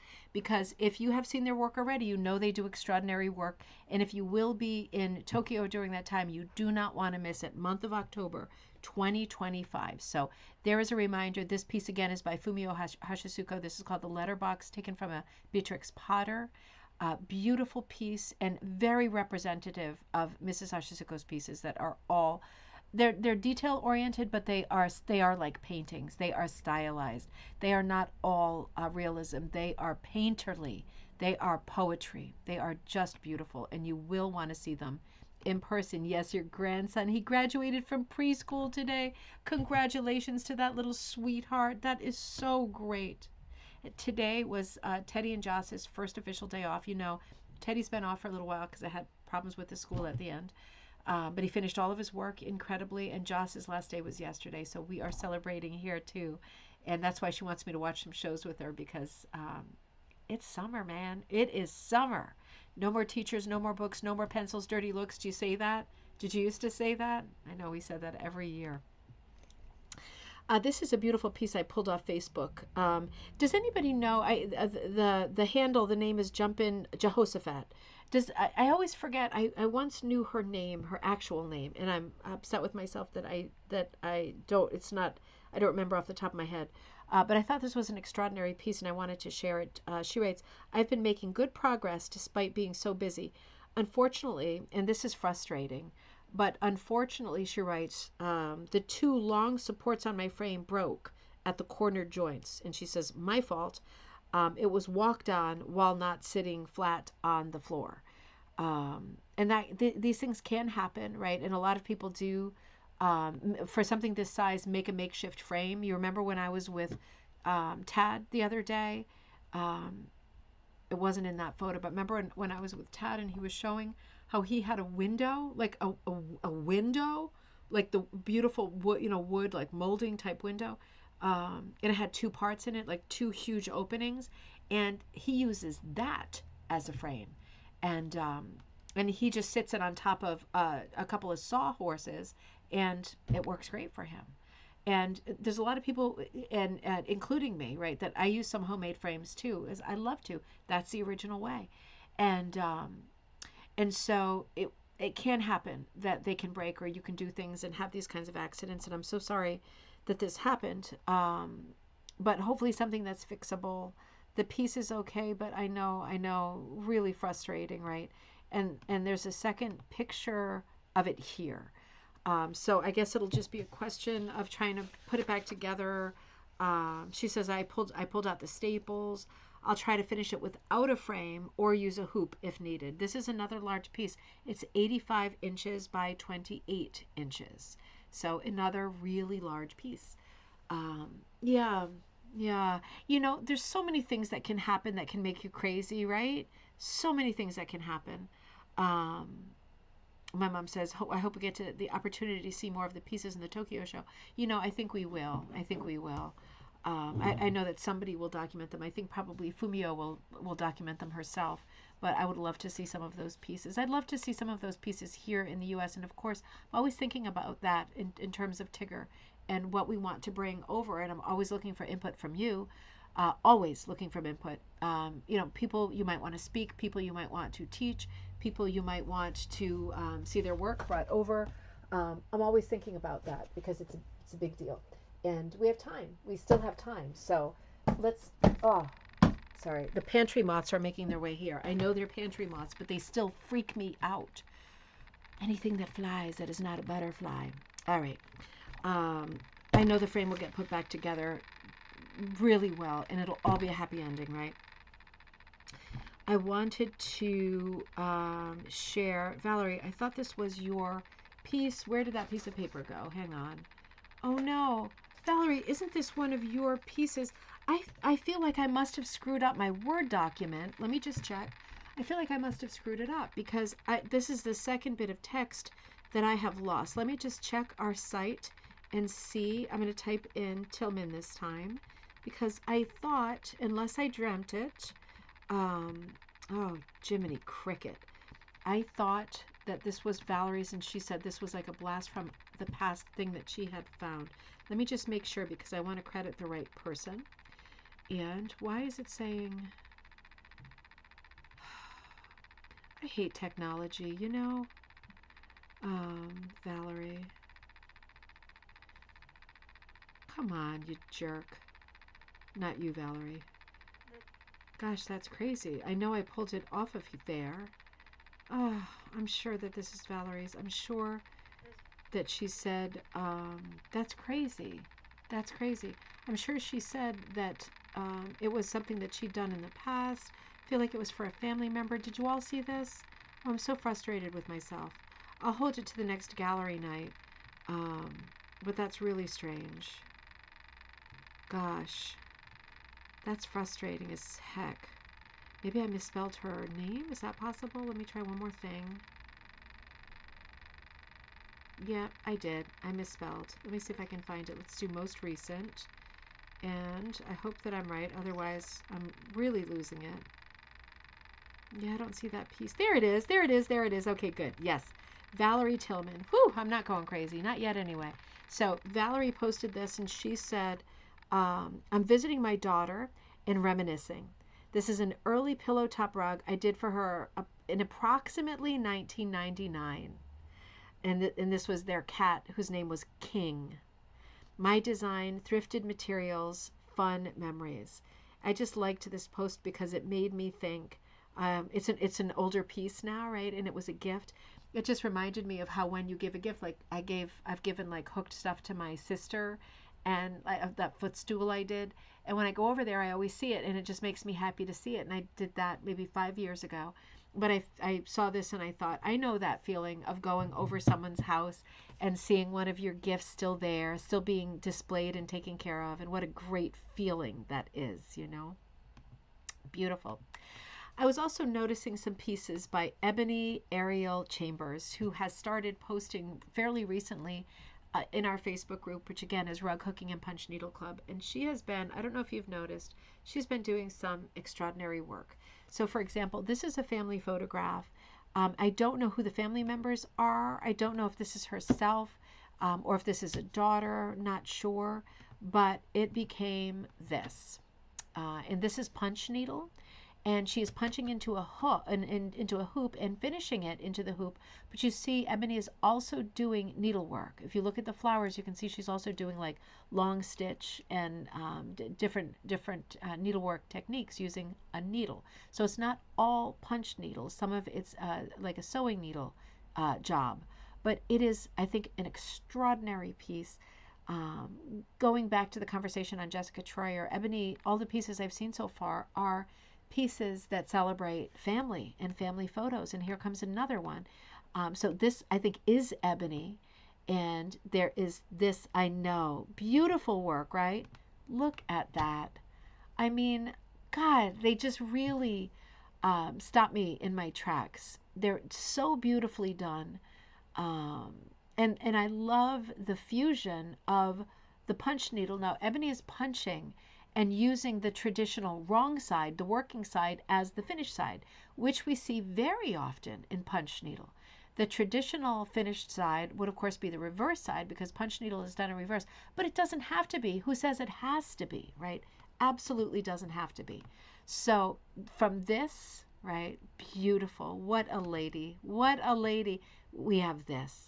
And she's still got her floral dress on, but she's added like this crown of beautiful flowers, a little bit of lace that she must have had. She's sewn that in too. And she's done needlework with the flowers that are in the headdress. I just think, and similar techniques to the last ones. My mom says, oh my gosh, these portraits are beautiful, so colorful, and the variety of stitches and fabrics, great job. And Pam says, wonderful blending of needle crafts, lovely. It is, isn't it? And then I saw this one too, and I had to put this one in. Another photo that she showed. You know, I get the feeling that she's maybe living somewhere and has all these beautiful photos around her, and she wants to celebrate them and think about them, and she's making these beautiful pieces and quite large pieces at that. Linda says there's a lot of love in those pieces. There are, and you know, she is also doing the thing that we talked about at the beginning of the episode, where she's choosing what to take out of the background, and I think this is really interesting. I mean, she's choosing what she wants to keep, and what she wants to keep here obviously are the figures, but she wanted to add a little bit of softness, a little bit of patterning. She did not want to put the background that's in the background in the picture. She wanted to do something that color-wise was completely different. She also, can you see, added some jewels to the blouse, and I can see in the photo that that blouse does have jewels on it. It's just such beautiful work. And again, a tribute to family. And I just fell in love with these pieces when I saw them. And I hope that Ebony, I don't know if you watch, but I hope that you know how much love you're getting from us in appreciation for these pieces. But I'm also hoping that Ebony continues to work on pieces because these are large pieces, and she's done 3 in a fairly short time. She's really hitting it out of the park. These are extraordinary. And just looking at this most recent one, just the level of artistry, right? Just the position of the adult figure, the way that the figure is leaning, the color placement, right? The shadows on the skin tone, the arms, the simple use of lines on the face, right? Very simple color changes in the face, not getting fussy, but giving us enough line to show expression.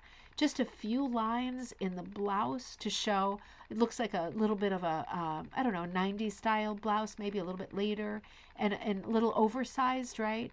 And it has just it's blousy with all these pretty jewels, but she's showing us just a few lines, right? She's not getting tripped up with tons of movement in the blouse. She wants to show the jewels, and the blouse is not the focal point, right? Oh, Kirsten, great to see you. And what a great inspiration doing the thing with the flowers. It's almost like an Afghan on the side, right, with matching flowers, something with a white background, something with a black background, but some kind of floral textile that must have been something that they used in the family or had or remembered. But really beautiful pieces, really beautiful. And Leah, I was looking at some pieces that Leah did. I have, I think, one early and then one that's a little bit later. But I saw this while I was away, and I wanted to remark on it. And hang on just a second. I have a screenshot of this so I can read about what we got. Let's see. Oh, okay. Nope, that's the wrong one. So this is one that I pulled off. Yeah, I pulled this one off Facebook. So Leah wrote, update. I have decided to do individual rugs for each portion, right? So this is an idea that she was working on with drawings, and they're each independent, standalone drawings. And so when she writes this Facebook post, she says, I've decided to do individual rugs for each one, right? So that's a big decision. That's a big change. I think it would have been overwhelming to do it all in one piece. So, okay, so I'm first going to respond to that by saying, you know, it's so funny to see this post because just one more sip. I saw my happy beer here, and I thought one more sip.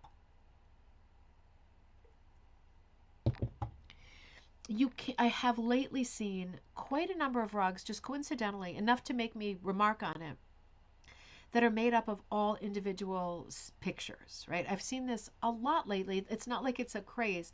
I've seen a few and I thought, oh, that's like that. And I saw something like that. And it's just curious that I've seen several all at once. It is possible to do pieces, rugs that are compositions made up of smaller compositions, right? It's like a play within a play, right? It's like a Russian nesting doll of designs. There's a whole bunch within the larger one. It can work, but honestly, when it's a lot and it's in a rug, the rug either has to be, you know what I'm going to say, really big, like Ryan Richards big, um, or not so many, right? Or it's mini punch or something like that. But I think Leah's instinct is right.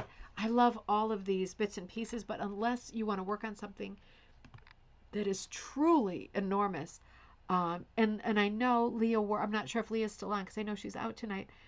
If I know she works in a lot of detail, and I just feel like I love the idea because these are cohesive, right? To tell this story, there's lots of bits and pieces, and it does have a great patchwork quality to it. Um, each one is very different. Has a sort of maritime theme, Canada theme, but I get it. I get what she's saying. So Leah says, I painted / drew this picture a couple of years ago, and I'd really like to turn it into a rug. It is 11 by 14. It's a piece of paper, and I'm thinking I really need to blow it up quite a bit to be able to capture some of the detail. I think I will need to seriously simplify the design, though. And she says, thoughts on a size that should make a good rug, and also asking in Canada for if anybody knows whether there are some places to do some enlarging, specifically around Newfoundland. Um, oh, a little sea urchin. Oh my God. Oh my God. He's there. Isn't that funny? God, did I do that? Is that like subliminal? Because I saw this earlier and then I went upstairs and put my sea urchin necklace on. How crazy is that? Isn't a sea urchin a great design for summer, though? Right? There is something so, um, I don't know, unexpected. It's just, it's like a little ball of patterning, but it's this living thing, right? It's this colorful living thing. How funny. Yeah, I would too, Ruth. I think it's enormous. I think it is possible, but I know that Leah likes to hook in really great detail. And yeah, it's a tough one, isn't it?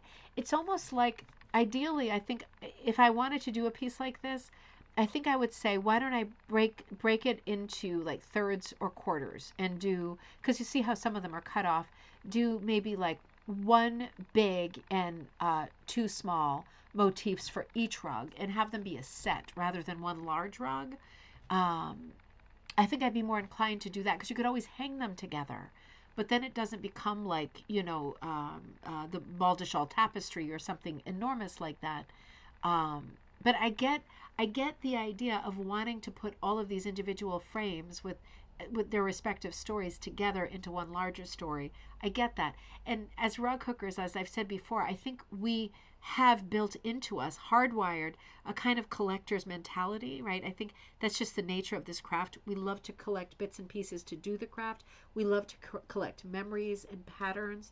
I think we also love to see projects where we can kind of assimilate all of the stories that we want to tell, all of the memories. And here they are.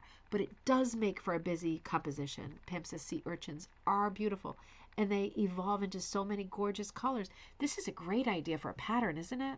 I don't even know what colors they are other than this peachy color, which I thought was amazing. I'm going to have to look up sea urchins or ask Jossie. She's going to know. This one is barnacles, right? So this is a close-up of barnacles. Now you see that. It's like one of the bigger ones that's kind of peach color. So she ended up starting with barnacles. And so it looks like this. And she's got this on backing. And of barnacles, she said, let's see, I'm almost finished the barnacle project. I'm going to show you the almost finished one and a second one that I'm working on now. So I'm ready to get the wheels spinning for the next project. So today we were going back and forth. This was the drawing that she did, and you see the amount of detail that she did. So you get it, right? And she's almost finished, right? She really is almost finished. And remember with Leah, with the cakes, right, and the cliffside layers. She's into layers and she's into patterning, and that is her style. And probably she'll never stop, and hopefully she'll never stop because her first rug, she did this in her first rugs. So this says to me like this style is part of who she is. This is built in, right? She has to keep working in this style. No point in hammering a square peg into a circle hole just to do a piece that has lots of pieces within it. I think it's important to maintain the busyness and the style of the backgrounds, the patterning, and the elaborate borders that Leah loves to do. It is a big wow. And you can see the idea she's gotten into doing the border, but it's very, very different. Very, very different. And you can see in a piece that's this far finished, you can see how she tackled the center and what she did in the background with the checkerboard, right? The tipped checkerboard. Beautiful. Um, and in the borders, she's going for some very unusual colors. This dusty plum color, right? Certainly not purple, but it's also not gray. And she's created a pattern where it's kind of an offset square, but positioned differently for each one. It reminds me of like a shell frame, like an abalone frame or something. And then she went to this oddball yellow color that's kind of like a flat, ochre flax or straw color that goes incredibly well. It's a dull color. It goes incredibly well with the purple. And weirdly, that yellow becomes the bright, dark light, dull bright. It becomes the bright. And it's not bright, right? The white is the bright, and white is a neutral, right? So that is unexpected. The whole color plan is unexpected. The purple is an oddball color. The yellow is an oddball yellow. And I think together it is making a really interesting piece with this very interesting frame. Of course, blue, Van Gogh, if he were here, would tell you that the blue with the yellow is a perfect combo for popping it. Absolutely beautiful. So we will hold our breath and wait on that one to see what Leah is going to do next. Now I have some text for this one too. Hold on one second. Let me find this. Okay, Leah says of this project, she says, I started and stopped this rug many times, taking out colors, patterns, and even changing a little house to a lighthouse. I guess this is where my inexperience comes from. I learned so many lessons from creating this rug, and I think the challenges make me love it more now than that it is complete. So glad that I was able to complete it, and even more glad that I'm so pleased with the result. My favorite part is that the boulders on the bottom, the boulders on the bottom have the same geologic formations as the layers of the cake. Let me look. Oh, yeah. Oh, I see. Yeah, there is some heavy geology happening here. This is like if you love geology, biology, you are nerding out right now, right? Because you're getting that little touch, and the green glass platter that the cake cliff is resting on somehow makes me feel nostalgic. Me too. It reminds me of that. What is it? Mercury glass or Vaseline glass that's like that bright see-through green. You know what I mean? Um, I thought mom had had one like that growing up, but she didn't. So I must have seen it somewhere in my life, and it made an impression. Thanks and have a fun night. And yeah, Leah, this is incredible. And I remember you working on this. Um, you know, this is an elaborate piece, and um, this is beyond an expert piece, right?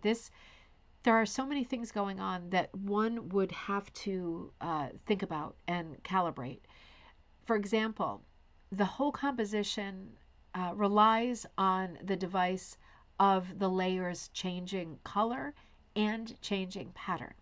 So while it is very vertical composition, we've got vertical lighthouse, we've got vertical cakes, two cakes stacked. It is up on a vertical pedestal, right? There is a vertical thrust to it. It still remains a very horizontal piece because of the horizontal geological kind of earth layers to the cakes. Um, the horizontal lighthouse ray that's coming out like a butterfly or a bow tie on both sides, and of course the heavily horizontal water sunset effects that are quite realistic that are happening in the background. This is really interesting because if I were to see this on paper, and if Leah were sitting with me to say, I think I'm going to do the cakes like this with these horizontal, almost like earth, crusts of the earth feel to them, and they're all going to be patterned. And then I'm going to put in a patterned background. I would say, the patterned background, all the same color though, right? Just like shades of blue. And then she would have said, no, it's absolutely not. It's going to be like 20 different colors. It's going to be blues and purples going into like magentas and plums and red. I would say, oh, just not. I'm just not sure. It would be a huge uh-oh for me. But look what she's done. I mean, I don't think that I have the vision to plan this kind of a thing. And I think from the description of the way that she completed this project, that this scope of a project with this many devices in it, and it is loaded with tricks, um, this is a piece that you would have to work on, pull out, work on, and pull out. And you would have to say to yourself while you were doing this, self, right? I love that part that I did, but it is not that's not going to work with what I'm doing now. So I have to make a choice, right? I have to choose one or the other, and I have to keep going, and I can't get frustrated with myself because this is a complicated piece. Thank God for the vertical drips, right? Because we do need some vertical pull to this. It's perfect. It's, when I look at a composition from a fine art point of view, want to see balance, right? The composition has got to have balance. And I don't mean is the heavy stuff on the top or the bottom, whatever. I want my eye to be challenged. I want it to be a stable composition, so there are strong verticals and horizontals, and I want my eye to travel all over the place. And this piece does both of those things. It's got the very solid shapes of the cakes, but they are broken down into sections of patterning, fields of color with patterning. It has other touches that keep it very stable, like a row of cherries on top. Weirdly, those cherries are helping a lot. They're bringing color to the top part of it. They're bringing whimsy. They're bringing variety with the little stems pointing in different directions. At the very top, we've got a lot of whimsy. At the very bottom, we've got a lot of whimsy, right? We're seeing different kinds of shells and or rocks around the bottom of the green platter, and they are different, and they are colorful, and they are patterned. So at the very top, we're seeing a repeat of the cherries. So we're seeing a repeat motif, it's cherries. At the bottom, we're seeing a repeat motif, it's rocks. In both cases, they are not symmetrical. They do not form a pattern, but they are helping the composition hugely, hugely. The rocks in particular on the bottom, I'm sure you can picture this composition without the rocks there, but it would be for me a lot less interesting. There would be way more of it would be way more of an oddball piece in my mind if the colorful patterned rocks were not on the bottom, because my eye would immediately say, does this make sense, right? I'm looking at a platter, but um, why does the platter have a lighthouse, right? Because that is really whimsical, right? It's cakes. Once you add more than one element or motif that is whimsical, colorful patterned rocks, and a lighthouse so tiny that it fits on a cake. Of course, it's not cake, it's earth, right? That is the joke, that is the device. There is the substitution, layers of earth for layers of cake. And that is something that Leah likes to do and play with. And it is a hell of a good device. But she has added in natural forms, whimsical color, some magical color substitutions. And because she's got more than one magical slash whimsical thing happening, she can pull it off. If you do a composition that just has one or two oddball things, it might not work that way, right? You have to think about that. So this together is honestly, it's a perfect composition in my mind. The colors, whether you like it, love it, or it's not for you, you have to grant that this is an extraordinary piece of art. Just the placement of that second cake on top of the first one, and the lighthouse ray, seeing part of the ray on the side, keeps that strong, bright, horizontal intact, right? It's not cut off. It's not just another shape. It's a continued shape that takes our eye in both directions off of the canvas, off of the textile. It's an exceptional piece. It's absolutely exceptional.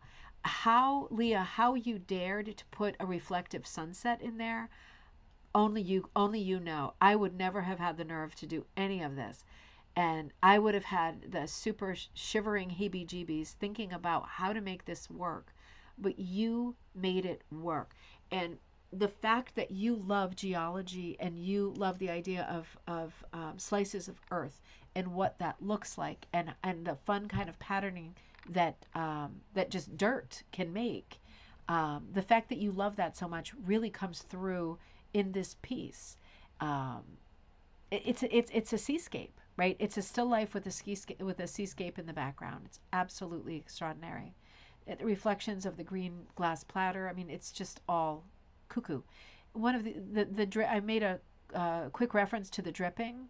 The dripping really is important, because the dripped icing on the cakes is creating a repeat, and the repeat reads as a pattern, and it's white or it's light in any case, and that's very important because those are busy cakes. Those are both busy cakes, and without the dripping over them, assuring us that these are indeed cakes, it could have become confusing. You really needed a really strong frost. These are sentences I've never said before. You really needed strong frosting drips to make this composition really solid. And you've done it. You've really done it. You've even shaped like the whipped cream dollops on top, right, as they come out of the little the nose of the whipped cream thing. It's absolutely beautiful. And when I look at the patterning, I think, God, you are brave. You are brave. It's an amazing piece. Absolutely amazing. Yeah, Deborah, the sea urchin. How funny, right? That was meant to be. So I just want to give a huge shout out and thank you to also tonight to Leah for sending those pieces because those are incredible pieces. Um, and it, it's like when I wake up in the middle of the night, as I typically do 4 or 5 times now to go and pee. I lay back in bed and I try to think about something that is positive. Not like do I have cancer, but do I. And what's my next project? What color will it be? Something like something inspiring that I can really fix my thoughts on, right, and get my head out of the crazyville. And I think about things like this, where I think about projects and things I want to do, and it's so hard to put them together before you get started. You think, oh, that pile of wool that I have sitting, on my desk, I really want to do a composition with all of those colors, but I can't figure out how to make it work. Sometimes I think the answer is just you just have to get started, and you just have to be at peace with knowing that it might not it will work, but it might not work exactly the way that you're planning. You might not get to do all the things you mean to do. It's like a vacation, right? And you have 100 things to do on your list, and you're damned if you're not doing all of them. But at the end of the day, you don't do all of them, and you still survive. And the vacation is the best vacation ever, and you don't wish it was any different, right? So it's just life. Life just works that way, doesn't it? And sometimes you just need to get started on something because you don't have a baseline on it. You don't know if it's going to work, and you won't. Unfortunately, with rug hooking and with any kind of art, including music and poetry and painting, or maybe even building a house and architecture, you don't know if it's going to work until you're quite a ways in. And you have to be at peace with that. If you're doing stuff that's experimental, if you're doing stuff um, that you feel you don't have a prototype or a blueprint for, you're striking out and doing something different, you have to be brave enough to just start it and know that you will have to tweak it as you go along because there is no plan, right? You're figuring it out as you go along, and you don't know until you get some traction going. And it's just the way that it is, isn't it? So it's great to see people like Leah doing that, Jessica. Lots of us, lots of you are doing that. I do it not as much as some of you because of time. I'm always determined to make it work. Although I will say, I tried 3 different backgrounds on this piece. 3 different backgrounds. I first did Dusty Rose, and I felt it was too flat with the berries, even with the white background on the berries. And I loved the color, and I was damned if I was not using Dusty Rose. But in the end, I could not use Dusty Rose. And I took that out, and then I started hooking in a bright blue, like brighter than a robin's egg blue. And I got quite far because I had to get quite far to be able to really see if it was going to work or not. I felt it didn't work. And I ended up doing this light red color. It really is a red, not a pink, but it's a light red, which is really unusual. Um, and I loved it. And I thought, okay, it took 3 times. I spent probably an extra 3 or 4 hours hooking the background because I had to take it out. But it's just the way that it is, and we all have to do that, right? So how do you get these great pizzas? How do you get these great pizzas? Well, I order them personally, and now I'm hungry. How do you get these great pieces, like the one that we just looked at by Leah Fudge? Uh, you have to experiment. You have to stay true to yourself and what you like. She loves doing the cakes. I think she had a cake business, didn't she? Something like that before COVID or around COVID. She loves geology. I forget if she does geology, something like that. I don't remember that part, but she loves both of those things, and she has figured out a way to put both of those things into her work. And it's hard, right? Because it's involved a lot of reverse engineering, aka pulling stuff out. But in the end, she got there, really. On my screen, that background looks like orange sherbet. That's funny. And hopefully it looks better in the daylight. I think it probably does look like orange. It is definitely a red. I wonder if I have any more of it. I don't. Oh yeah, I have more of it right here. Let me see if I can make it look any different. Probably. Yeah, it does. It does look orange, doesn't it? It's not orange at all. Isn't that funny? No. See the pictures on Facebook. It's a very unusual color. I love this color. Um, all that food talk. I know it. That just did me in too. Trying again to go on a diet. So I'm going to forget about Leah's last name is Fudge too, so that's not helping, is it? That's not really helping. That's not your fault, Leah, but you are doing extraordinary work. Extraordinary work. Okay, so let's come. I want to show you a couple more things before Joss comes back, and now I feel like I'm waiting for the Grim Reaper to come. You know she's going to come busting in any minute. I found these pieces online too that I wanted to share too. This was also in our group. Mirta Lopez, was working on this incredible piece that I thought was so unusual. It's finished, so I can show you the finished one. Can you see who the designer is on this? Because I couldn't see. And I just thought, let me just show this at the end of the show. It's a large piece. I hear footsteps. She's scaring me. It's a finished rug. I think it's absolutely beautiful. Mirta showed a picture of herself working of the rug in progress here. It looks like she's working in a very fine cut, like a 2 or a 3. Super, super fine, wildly colorful, finished rug. I mean, absolutely beautiful. But I had not seen Mirta post before, and this is the first piece I saw. So I wanted to show it because obviously this is fantastic work. This is expert work. It's absolutely beautiful. And I'm always happy to welcome in people and encourage people who are either new to the page or new to posting to say, keep it up, keep it coming. Oh, footsteps on the stairs. Absolutely beautiful. I wanted to show this piece really quickly by my friend Pierre Sylvain. He is still fooling around with a tufting gun. He doesn't love it as much as he loves hooking, but he does want to make a lot of large pieces. This is a church piece that is called, hey Ted, hey, you want to come say hi? Yeah, that is called He Is Risen. It is 4 feet by 6 feet. This rug is crafted using a tufting gun. It is highly enjoyable experience and faster than handmade rugs, but I believe that nothing can compare or replicate the texture and depth of a handmade rug. I absolutely agree. I love this piece, so please look, and I want to visit Pierre again and talk to, you know what, why don't I do that in the next couple weeks, go back and talk to him about rug tufting. Let's do that. I'll do a video over there. Let's do that. We'll talk about these large pieces that he's doing. Shay Reed finished the piece that she started in the class that I was teaching at my church in Hartford, Connecticut. And I met there today, right? My mom and I and a group of the girls met there today. If you are local, you are always welcome to come. Ask me for the details. Friday, it's the UU Church at 50 Bloomfield Ave, Hartford, Connecticut. We meet from 1 to 3 p.m. And I have hooking supplies there to get you started. If you've never hooked before, I can show you hooking or crocheting really quickly and easily. Everybody comes and does different things. There's a new friend today who came, Janet, was working on knitting. Shay came and she was working on hooking, and this is one of the Caswell carpet blocks. She did the cat, and so this is her finished cat. She finished it and she did a beautiful job. Shay Reed, absolutely beautiful. I love it. Oh, and I put it in twice. Okay, I was afraid. I Hey felt guys. like I put it in the wrong place. For her to turn on the camera. You're waiting for me to turn for on like the a camera. solid minute. Yeah, let's get you on the camera there. Hey, I gotta ask you, Summer Baby, how does it feel now that it's summertime? Really good. Really good, huh? I'm really good right now. Look, you can look at people. They're gonna start saying. April said, "Hey, Teddy." Hey, April. It's good. It's good to see the buddy, isn't it? And what are you gonna do this summer, Ted? You gonna relax? Probably. Yeah. Do some hiking. Yeah, you should relax. This is his new pink shirt. Oh yeah. He got this on the way to Cape Cod. It has like a brocade pattern of flowers on it. This is like one of, look at all your buddies saying hi to you. Thank you.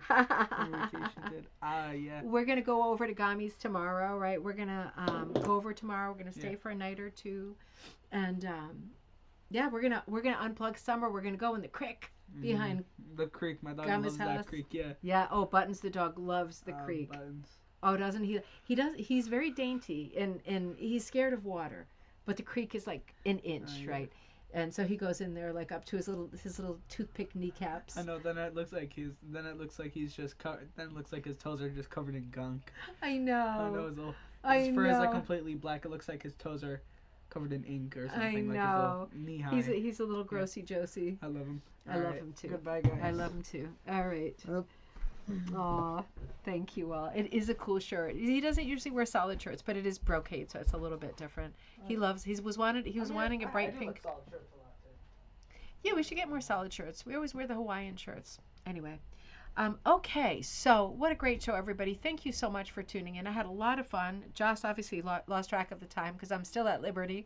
I'm going to go work on another teaching piece. I'm going to work on the piece with the guitar. If you remember that piece, it's one of the Baltimore album pieces. I'm going to work on that for a little while because I spent a good part of the day in Hartford, right, with the group, getting together. It's a social thing when we get together. So you're always welcome to come. If you're traveling over the summer, just let me know. It's every Friday. I'm there. And I'm always happy to fool around and just talk. But if anybody comes who wants to learn how to hook or do something different, very happy to do that. I also have a large collection of craft books that I leave there. I've like donated them. And that room is essentially like our room for doing crafts. So there's a ton of books on all kinds of fiber arts, quilting and hooking. And people can take books and keep them if they want. If they fall in love with them, they can keep them. But I keep a big library there, and I've donated a ton of supplies that we can use there. So I'm always there. And if anyone is passing through, like on vacation or visiting, and the day works out and you want to come, absolutely come. I don't charge anything. I'm there for fun, and I'm there to help people learn how to hook. I'm not charging anything. I am set up to teach there, so you're always welcome to come. So that's what I did today. And now, and I worked on the Rose book a little bit because I have to get back into that. I want to get that finished this month for sure. But in the meantime, be thinking about the next Magpie Times, the autumn issue. So anything autumn or anything quilts, right? Either thing is going to work great for the next issue. Um, Rebecca White Martin has already White Martin has already, my buddy Rebecca of Storyteller Will, she's done the cover design. I'll show you soon because the other magpies should be here any day. They'll be here in the next couple of days, so I'm going to be able to ship mine out very soon. I will sign them all first, of course, and I won't make a mess of it. But anyway, Rebecca is doing the cover for the autumn issue. And if you have been watching her brand, she does those little three-dimensional sheep that are in these small suitcases. And she's punch needle teacher and artist, and she punches everything in the room, right? Do you remember? And so she has done like a new scene for autumn with the two sheepies. I forget their names, but there's two little sheepies, and she has done a beautiful set for the cover. It's a different kind of a cover because it's all punch needle, but it's three-dimensional. And so now the thing is going to be her. I mean, she's going crazy with this now, taking tons of pictures from different angles of the room, moving the little lamp a little bit, moving the little bedspread a little bit, because it's like a little punch needle dollhouse. And it's got a quilt theme, right? They've got quilts all over the place. So and it's autumn outside with a little pumpkin and everything. Anything you do that's autumn or quilt is going to be great for this issue. So and if you're already working on stuff that's winter or holiday, you can still send it to us, and we will hold it for the winter issue, which is should I do sugar and spice or kitchen spice? What do you think? Because I want to do some stuff with some fun recipes and things like that too. We've got tons of time to think about that.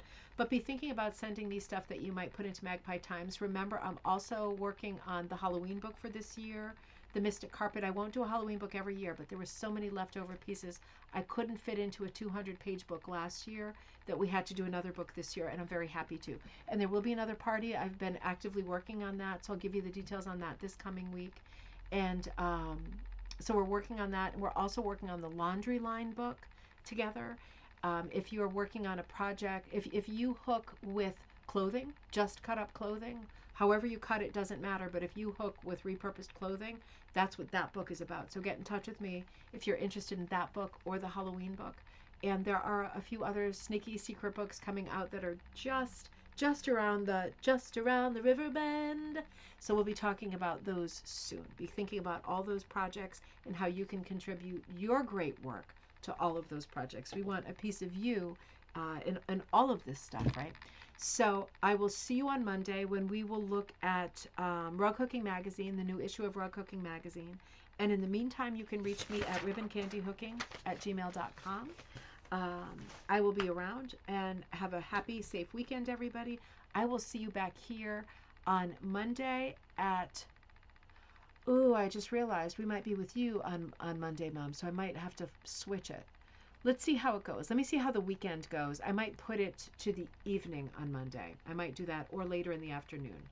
So stay tuned for the timing on that. I will send a message out with the timing for sure. I have to be a little flexible over the summer because the kids are off now, and I want to give them a good summer, but I want us to be here too. So I will give you the timing for a show on Monday, and we will run something on Monday. So I will see you then, but just to be determined, TBD on that time. Happy weekend, everybody.